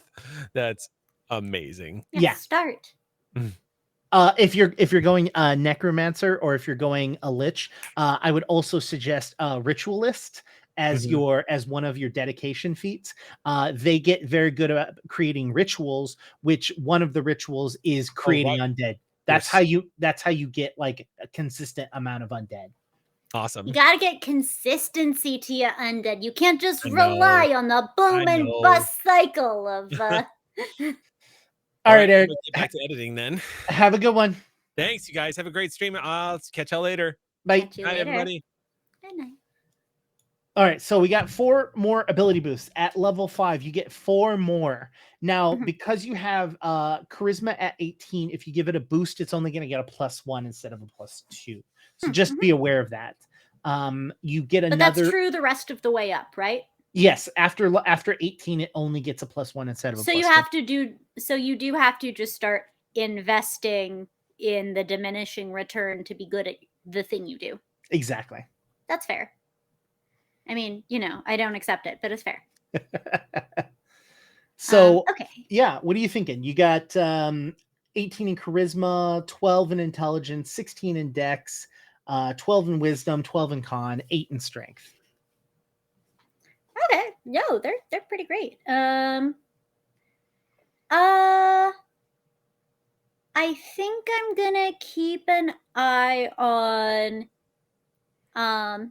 intelligence for recalling that lore. Okay. And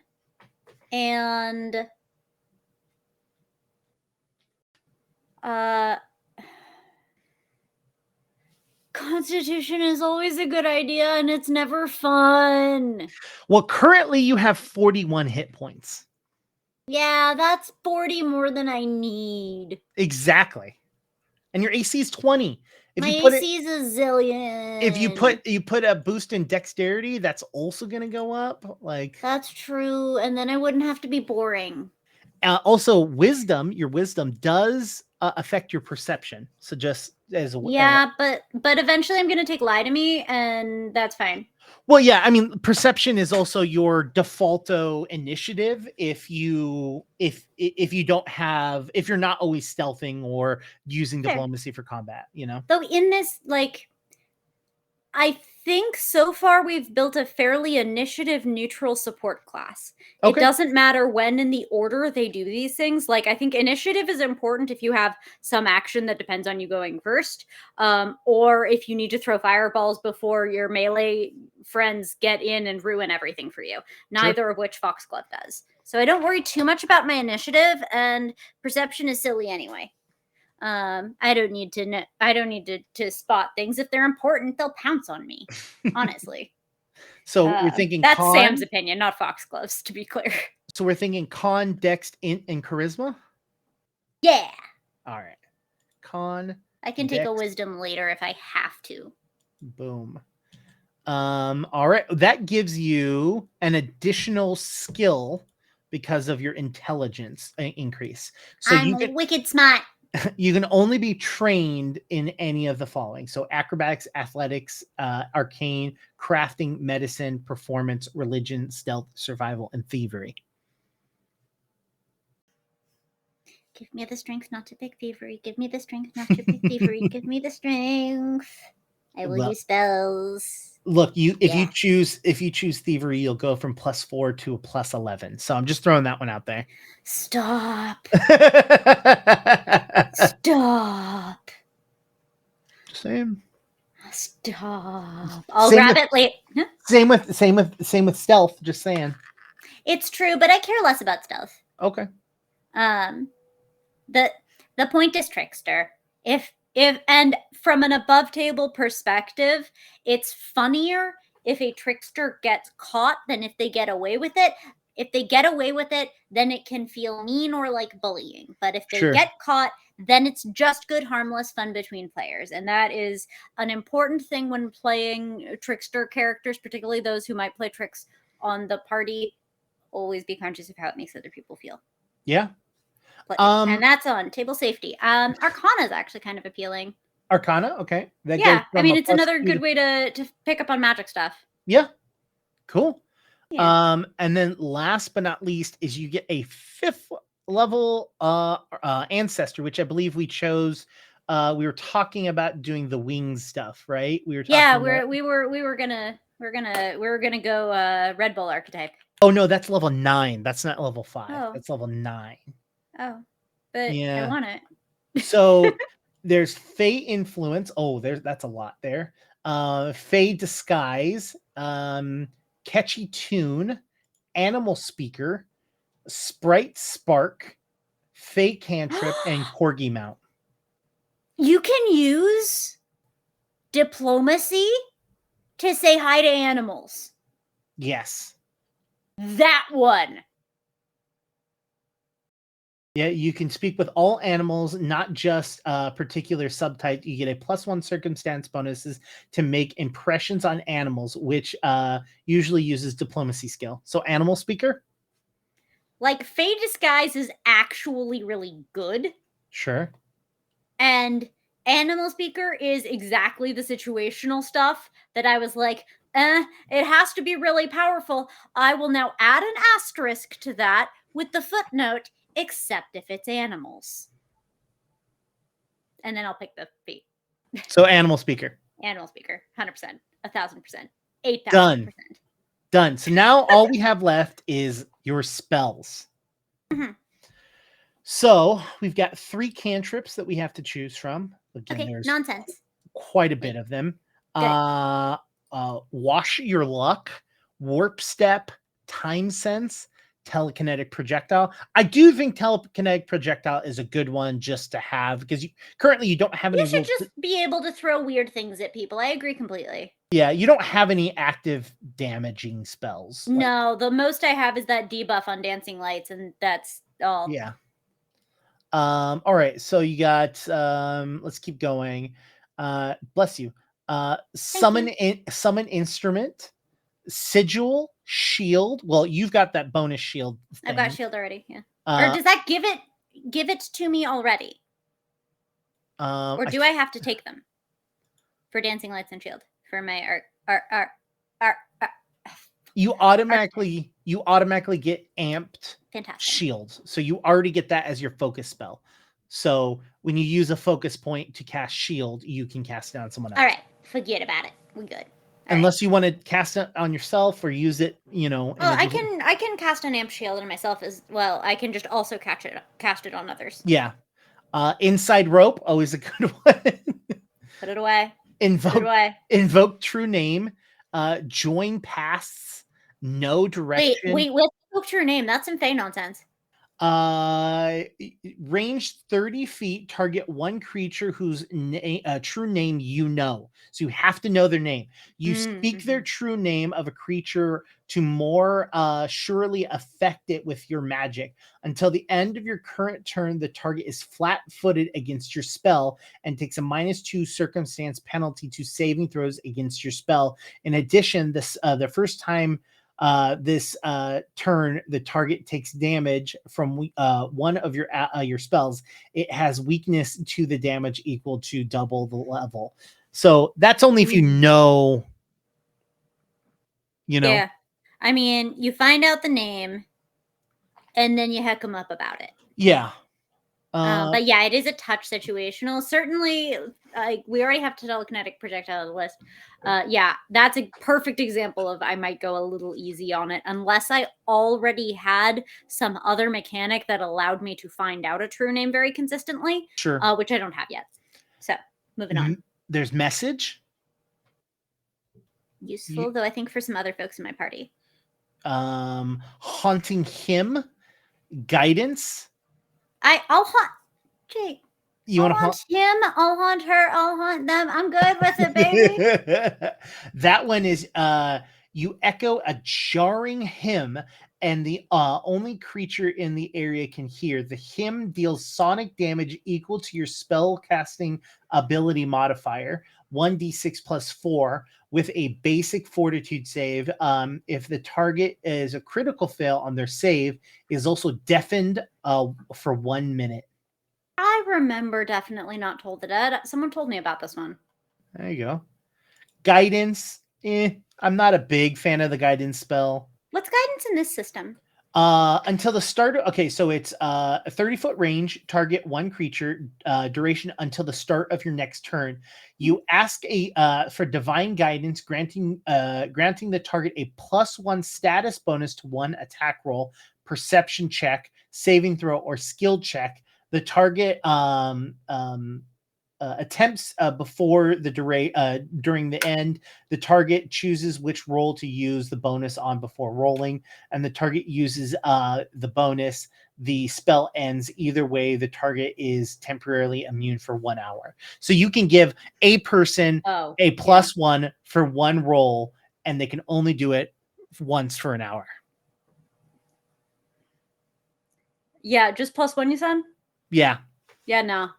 It's the funny thing is everything else it's still value. It's like, how many turns do you really have in a combat? You probably want to spread buffs around anyway. +1, never mind, forget about it, move on. Yeah. Yeah, I love guidance like in general, but yeah, not that. Not like this. Not like this. So I just got an image that was sent to me. I'm just seeing messages on Discord, everyone. I see that you are away those I'm going to share a photo that Dayton baby. Oh my goodness! I don't know why you look like little Faye Bat. Like, I don't know why I'm getting Elvis from you, but that's my vibe for you, my little love. You are such a sweet bean with a beautiful color palette, and just everything about you is perfect. Look at your little feet. Look at the feet, Jake. Look at the feet. Look at. I know the little claws. Look at them. And it's got a grumpy face too. Well, yeah. Probably said something bad about their fit, and for that they must die. But also look at their fit that they're wearing. Look at that, like the outfit is cool. Yo, Faye Fashion Week. Yo, Faye Fashion Week. 100% Faye Fashion Week. Yeah, so I'm gonna say no to guidance. It's not that great. No, I agree. It's such a shame. It's so close to being a good spell or good cantrip. Read aura, read the air. Tame. That's like when snakes stick out their tongue. Range 10 feet, target one non-hostile domesticated animal. It takes a will save, and its duration is 10 minutes. As you make a comforting sound and gesture, you approach the target in a friendly manner, combining caution and confidence. You improve the target's attitude to you by 1 step. Unfriendly to neutral, neutral to friendly, friendly to helpful. For the duration of the spell, unless it succeeds at a will save, afterward the target is temporarily immune for 1 day. The spell works on only on domesticated animals. For example, you could use this on a guard dog, a stray dog, but not a feral dog or wolves. If the socialization wolves are baby. If I can look at the animal and say, baby, then I should be able to do whatever I want. I already have speak with animals, and I'm going to make them love me just by using my diplomacy check, because it's freaking monster. And I can talk to all the animals, and I get a +1 circumstance bonus. I can use my natural charm. I don't need to use magic on them. They're going to love me no matter what. I agree. I do love, like, if there's nothing else I have learned from today, it is that this is the superior system for people who wish that Taturpagas were Poke Friends. Yeah. More animal mechanics available here. That's the pitch. Pathfinder 2. Animals here. There's time sense, which seems like guidance. Like literally, I mean, that could be hilarious given that Foxglove doesn't believe in linear time. It says when you cast this spell, you gain a perfect sense of time, and you can learn exactly what time it is down to the second. You can instead choose to gain the perfect sense of the calendar if you have knowledge in the area. You are trained in nature. You can learn exactly how long it is until the sunrise, and how many days until the next solstice. If you're trained in astronomy lore, you can learn the precisely when any known predicted astrological consequences will begin and end, and so on. You gain a +1 status bonus to 1 attack roll, perception check, saving throw, or skill check.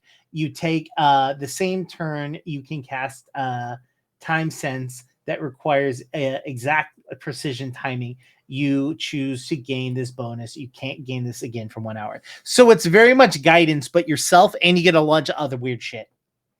It's true. You do. It sounds like you have to believe in linear time, though. Imagine having a perfect sense in time, like time is like a thing that you can sense. It's more like Jello, and you stick your fingers in it and you wiggle it around. That's time. That's how time works. Humanoids are really silly. Agreed. Anyway. So we haven't chosen this yet, but when you actually begin to summon animals, you can do Protect Companion, which if the creature has the minion trait, and it's under your control until the start of your next turn, you extend an aura of a magical shield to protect your Eidolon or minion. The target gains +1 circumstance bonus to AC until the start of your next turn. You can also use a reaction. You gain the following reactions after using the reaction. The spell ends, and you can't protect the companion for another 10 minutes. You can do Life Block as a reaction. Triggered, the spell target would take damage. Effect reducing the target's damage by 20, and you lose 10 hit points. So you could reduce their damage by 20, and you take 10 of that hit points. Even if it is reduced the damage to 0, the target still takes any effect that would come from the damage, such as poisoning of a Viper Fang. That's kind of cool. Yeah. It is. It's unfortunate that it has to be a creature you control because, as Eric alluded to, his knight has a horse, Moondancer, whom I would protect with other people's lives. Yeah. Yeah. Specifically, minion trait under your control. Yeah. So I would really have to ask Eric for cheese dispensation over there. Yeah. Well, do you want to... Let's protect his NPC's horse. I mean, there's also Mage Hand. There's Light, no direction, so you can know exactly what direction to go. Infectious Enthusiasm. Tell me more. Cast is 2 actions, and the duration is 1 round. With an enchanted gusto, you encourage yourself to get things done and share your motive with your allies. You get a +1 status bonus to your choice of attack roll, will saves, or charisma-based skill checks. During the spell's duration, an ally who observes you casting the spell and is within 30 feet when you did so can take a single action, which it has the concentrate trait, to gain the same bonus you chose until the start of the next turn. Using the spell to influence someone in the social situation is typically considered faux pas, negating the benefits of charisma-based skills if the subject of the check observes you casting this spell. So yeah, but we don't care about that part. We care about that's actually a pretty good support cantrip. Not only you can do Infectious Enthusiasm and Bot Maw on the same fucking round, and so you get a bonus to the Bot Maw, and everyone around you is also going to get a bonus if they choose to, if they're within 30 feet. Yeah, I think that's and you buff someone's action economy a little. Yep. That's a yes. Plus, it's Arcane Excite. Why would I not? Yes, as soon as I saw it, I was like, well. Yeah, we all knew where that was going. We knew that would end with a cantrip on Sam's spell sheet. Yeah, exactly. So we got one more cantrip to choose from that list that we've been going over. Okay, I would love to have a utility cantrip like Mage Hand, Prestidigitate, like a thing that I can either create a little bit of sensory effect or interact with my environment in some way just for weird environmental nonsense that I love. So you get Ghost Sound. You sustain it. It's 2 actions. It's got a range of 60 feet. You create an auditory illusion of a simple sound that has a maximum volume equal to 4 normal humans shouting, and the sound emanates from a square you designate within range. You can create intelligent words or other incarnate sound such as music. You can't create intelligent. So you can't make this, you can't create music, and you can't say, chicken, I'm over here. Like, you can't do that. You could just, theoretically, you can,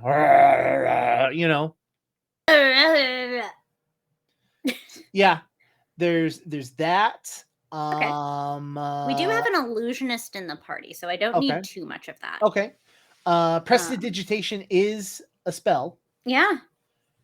So range 10 feet, one object, and duration is sustained. The simplest magic does your bidding. You can perform simple magical effects for as long as you sustain the spell. Each time you sustain the spell, you can choose one of 4 options. You can cook, you can cool, warm, or flavor 1 pound of non-living material.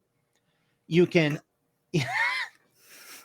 It just sounds so weird. Yeah. Lift slowly. Lift an unattended object of light bulk for less than 1 foot off the ground. You can create temporary objects of negligible bulk. Make a congealed magical substance. The object looks crude and the artificial and is extremely fragile. It can't be used as a tool, weapon, or spell component. And then the last one is Tiddy. TIDY. Color clean or tidy. I'm joking. It's tidy. Yeah. A color clean or soil an object of light bulk or less. You can affect the object of 1 bulk with 10 rounds of concentration, and a large object a 1 minute per bulk. So a pup juicer just cast knock. I think I'm gonna take Mage Hand. It is the most open-ended utility cantrip of what I'm hearing. Done. Come here, little pup juicer. I'm here. There's no more pizza, just so you know. No, that's why I came in. I know, we don't get the people food. She doesn't get the people food. So, for your conscious mind, you're going to get color spray. You do not get a choice. You just get it. 15-foot cone. Duration is 1 or more rounds. Swirling color affected viewers based off of their will save. Critical success if they succeed, they are unaffected. If they succeed, they're dazed for 1 round. If they fail, they're stunned 1, blinded for 1 round, and dazed for 1 minute. If they critically fail, the creature is stunned for 1 round and is blind for 1 minute. The power of the rainbow. You just get that. You're also going to get mirror image at your 2nd level spell. 3 illusionary images of you swirl about in a space, potentially causing those who attack you to hit one of the images instead of you. Any attack that would hit you has a random chance of hitting one of the images instead of you. If the 3 images remain, there's a 1 in 4 chance of hitting you. 1 on a D4. With 2 images, it's 1 out of 3, so on and so forth. So you're going to get that. And then your 3rd level spell, you're going to get Sea of Thoughts. And that is, that's not THOT. Okay. Fine. I know. It is range of 60 feet. It's an area of 15-foot burst. Saving throws fortitude for 1 minute. You cover the area within a sloshing torrent of solidified thought, roughly ankle height. The area becomes difficult terrain, similarly to a shallow bog. Each round that a creature starts its turn in the area, it must attempt a fortitude save against the swirling wave of thought. On a failure, it takes a -10 circumstance penalty to its speed until it leaves the area. And in a critical failure, it is also knocked prone. Okay, that's fine. Yeah, you just get those. Those are just yeah. Yeah, so that's perfectly fine. That's an adequate spell. So 1st level, you're gonna get 2 spells. All right. So are we thinking pure chaos demon, or are we thinking you want some like utilitarian support stuff. So I picked one for you. Yeah, what's it called? Summon Fae. I had that spell on my list before. I actually used it. So most of the time, this spell from the system I had been using is very clearly intended for combat. I 100% just called up a homie for a lore check. Yeah. Yeah. 100%. And then Summon Fae will go nicely with that. I have that thought form ability. Exactly. It will be any Fae I imagine. Exactly. Yes. Done. This is silly. I want it. All right. Next we got Alarm, Animate Dead, Animate Rope. Animate Dead? Animate Dead. Animate Dead. You can, if something dies near you, you can spend 3 action and bring it back to life for you. No, that's I am not averse to Foxglove taking like a disturbing spell here and there, because I do think the Fae should be like, oh, isn't that charming? Oh, what the kind of off-putting. But I don't, that's not what I romance. Not next. How about how about biting words? I like biting. I like to be. Never mind. No.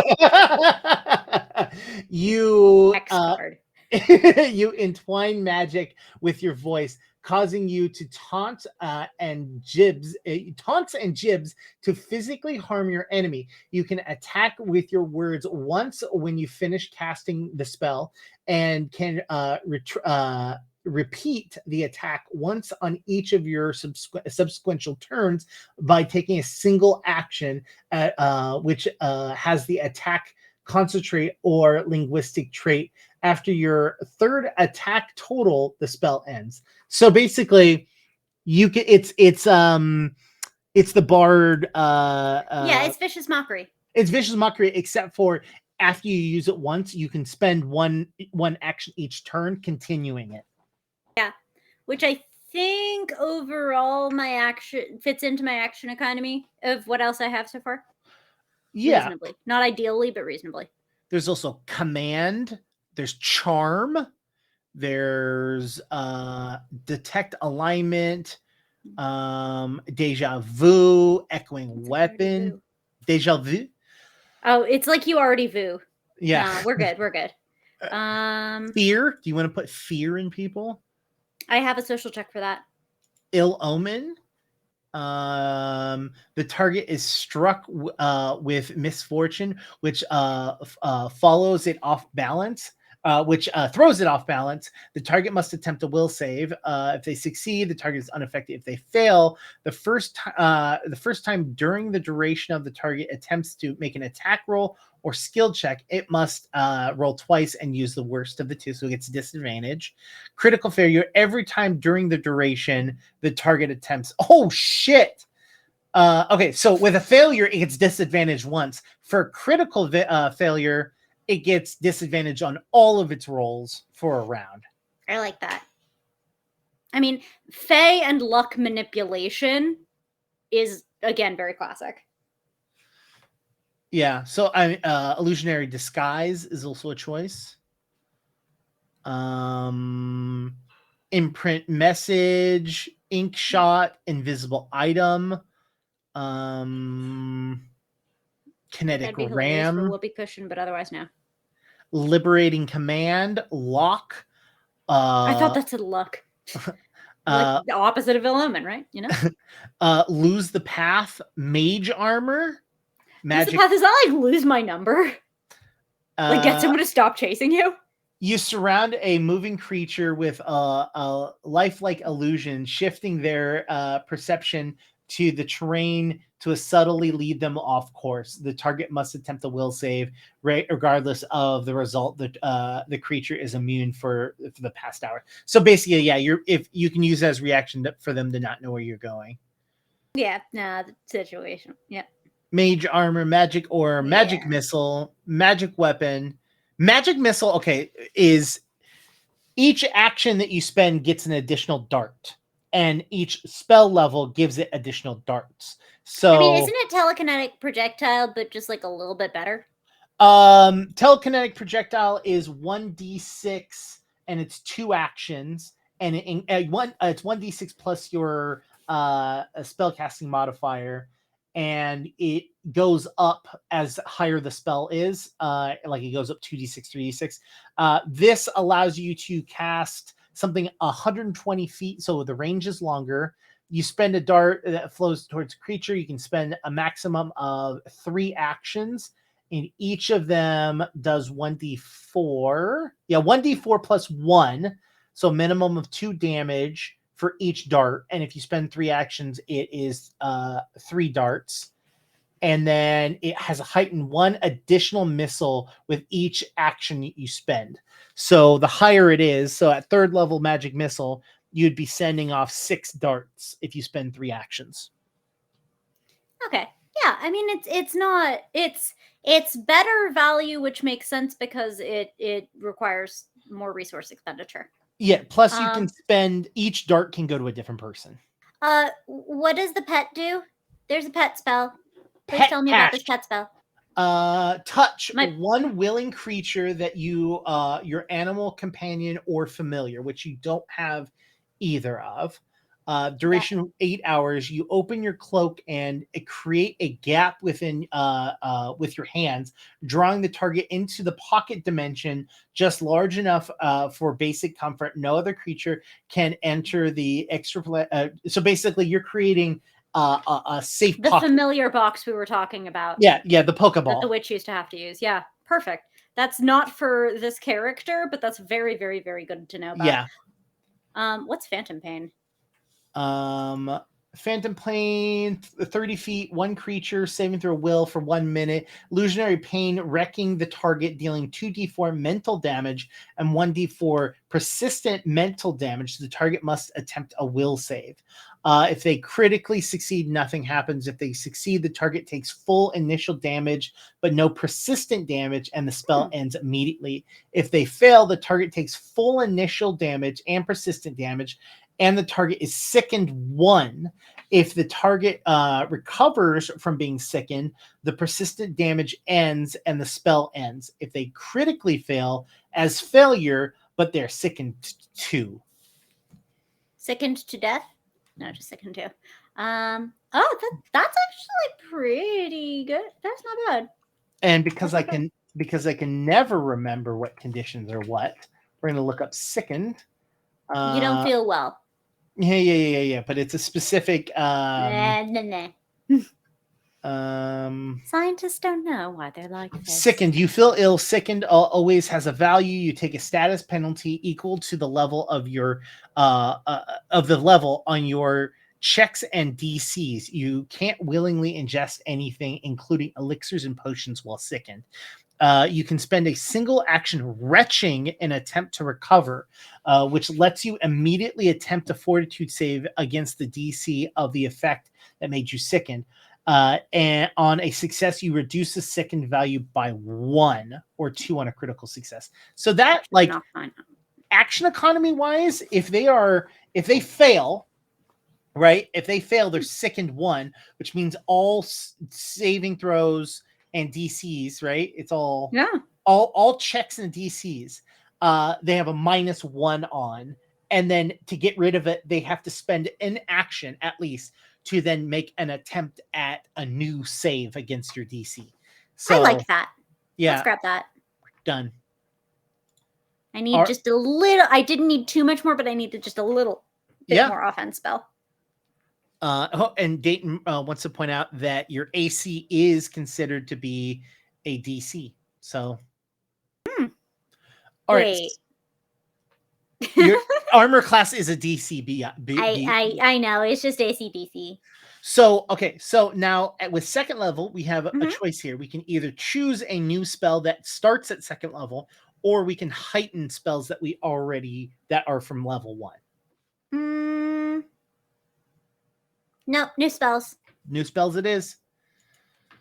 Animated Assault, Animus Mine, Augury. Augury is good if you want to like figure out what the future, like you can roll Augury and it will let you know if it's good, bad, or neutral. That sounds like some limited time. Also, I have taken Augury in a few different games in another system, literally every single time I have cast it, and they have to say whether an outcome is good, bad, or mix of good and bad. Every single time I get a mix. Every single time the GM will not give me a straight answer, which I admit, fair. Also, but come on. They don't know. I will tell you, one of my favorite spells is Blood Vendetta, which they should have called it. No one makes me bleed my own blood. The target deals precision, slashing, or persistent bleed damage to you, requiring you can bleed. Yeah, your requirements you can bleed. So you can't if you're a skeleton, you can't bleed. Right, if you're a ghost or something. Yeah. You curse the target, punishing it for having the audacity to spill your blood. The target takes 2d6 persistent bleed damage and must attempt a will save. So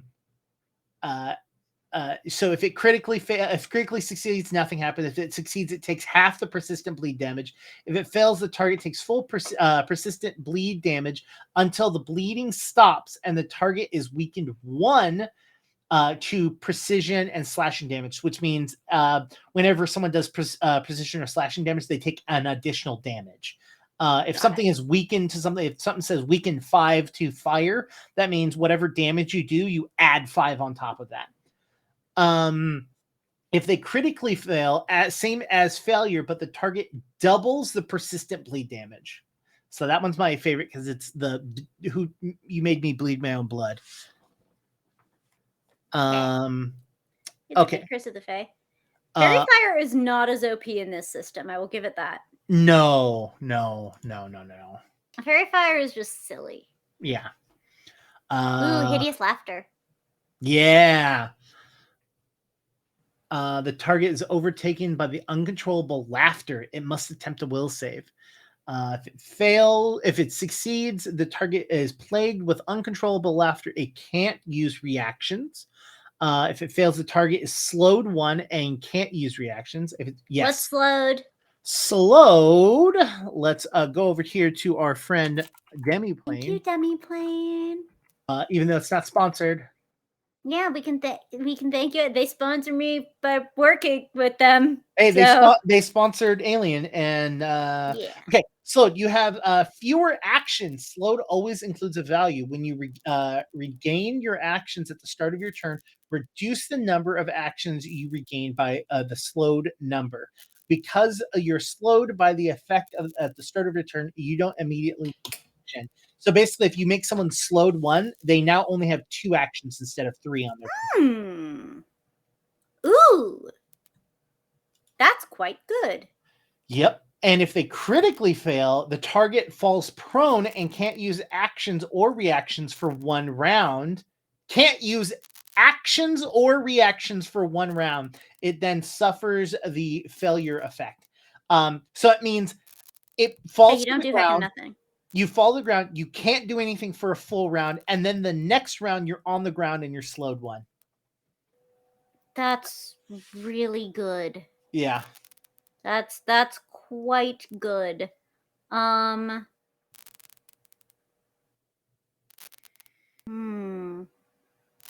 Humanoid form is also good for fuckery.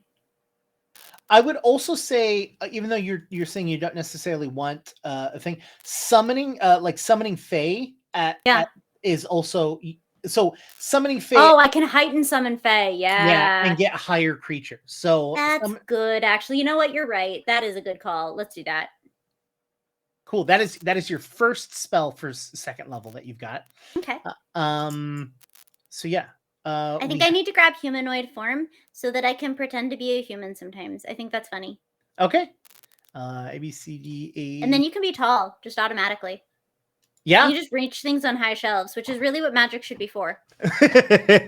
All right. What are you laughing about? I agree. That's what I'm saying. All right. So 3rd level. I have to summon friend for that. We can either heighten a 1st level spell by 2, we can heighten a 2nd level spell by 1, or we can learn a new 3rd level spell. The only thing I would say, if you're going to heighten, you can do summon Fae.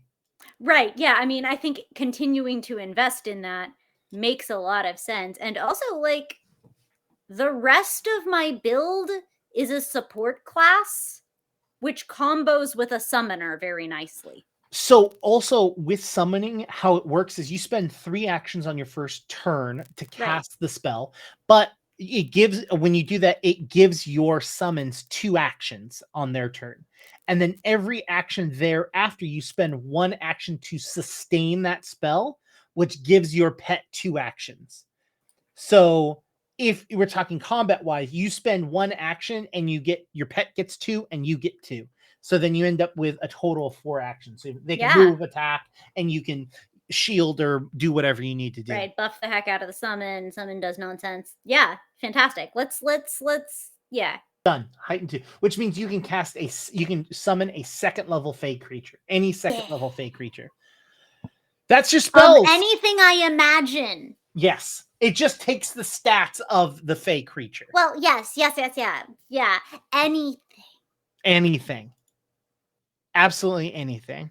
Oh, wow.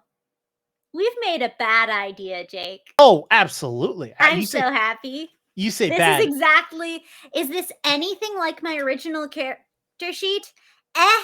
Kind of, I guess. Does this capture the spirit of I'm just going to be nonsense? Yes. Yes, it does. That one. Which is perfect. Which is honestly which is everything Foxglove is about. Now, I will send this to you, but the thing is that the only thing that is still left to be done is any sort of gear, which I don't know how much gold. I don't know what Eric's going to give us. Exactly. And they never really carried very much anyway. Like, they're small. Yeah. They're very small. They're tiny. This one's tiny. Yeah. So, you know, you'll have some gear, whether it be weapons, armor, or just like potions or whatever. You can deal with that with Eric, but I'm gonna send you the sheet. You'll be able to look at it. The way that the system works is if you have a weapon, you'll go on your weapons tab and you can either roll or roll a real dice. But this will also tell you your map, which is if you attack multiple times, you get a penalty. So on this, if you attack, you get a plus 11 the first time you roll. The second time you get a plus 7, and the third time you get a plus 3. So it makes it less and less likely to hit each time, but you still get to do it. Yeah. And then you'll have your spells tab, which you'll have your psychic spells, which you'll be able to cast from here. Your focus spells, which is your dancing light amp, your imaginary weapon, and your shield ability. You'll have all of that here. This is unreasonable. You don't have any rituals, but if you ever get lost and you want to know, there's a tab called action, and this is literally every action that you could possibly do, and you just click on it and it will tell you what it does. I don't see Pet the Puppy. Where's Pet the Puppy? That's always a free action. So okay, thank you. Yep. Puppy. Is there anything you want to go over? I mean, we have been going for almost 3 hours now, so no, just a little over 2. Yeah. It's gotten us to a character sheet, and that seems like a lovely stopping point. That's right. We started at 6:30. We did. Yeah. So you have a character sheet. I mean, I do. Action wise is 3 actions. Maybe I can convince you some other time to come on, and we've played Pathfinder. You've played Pathfinder with me. I've played 1 session of 2E for Geek and Sundry as sort of like a soft pilot test before they launch Knights of Everflame.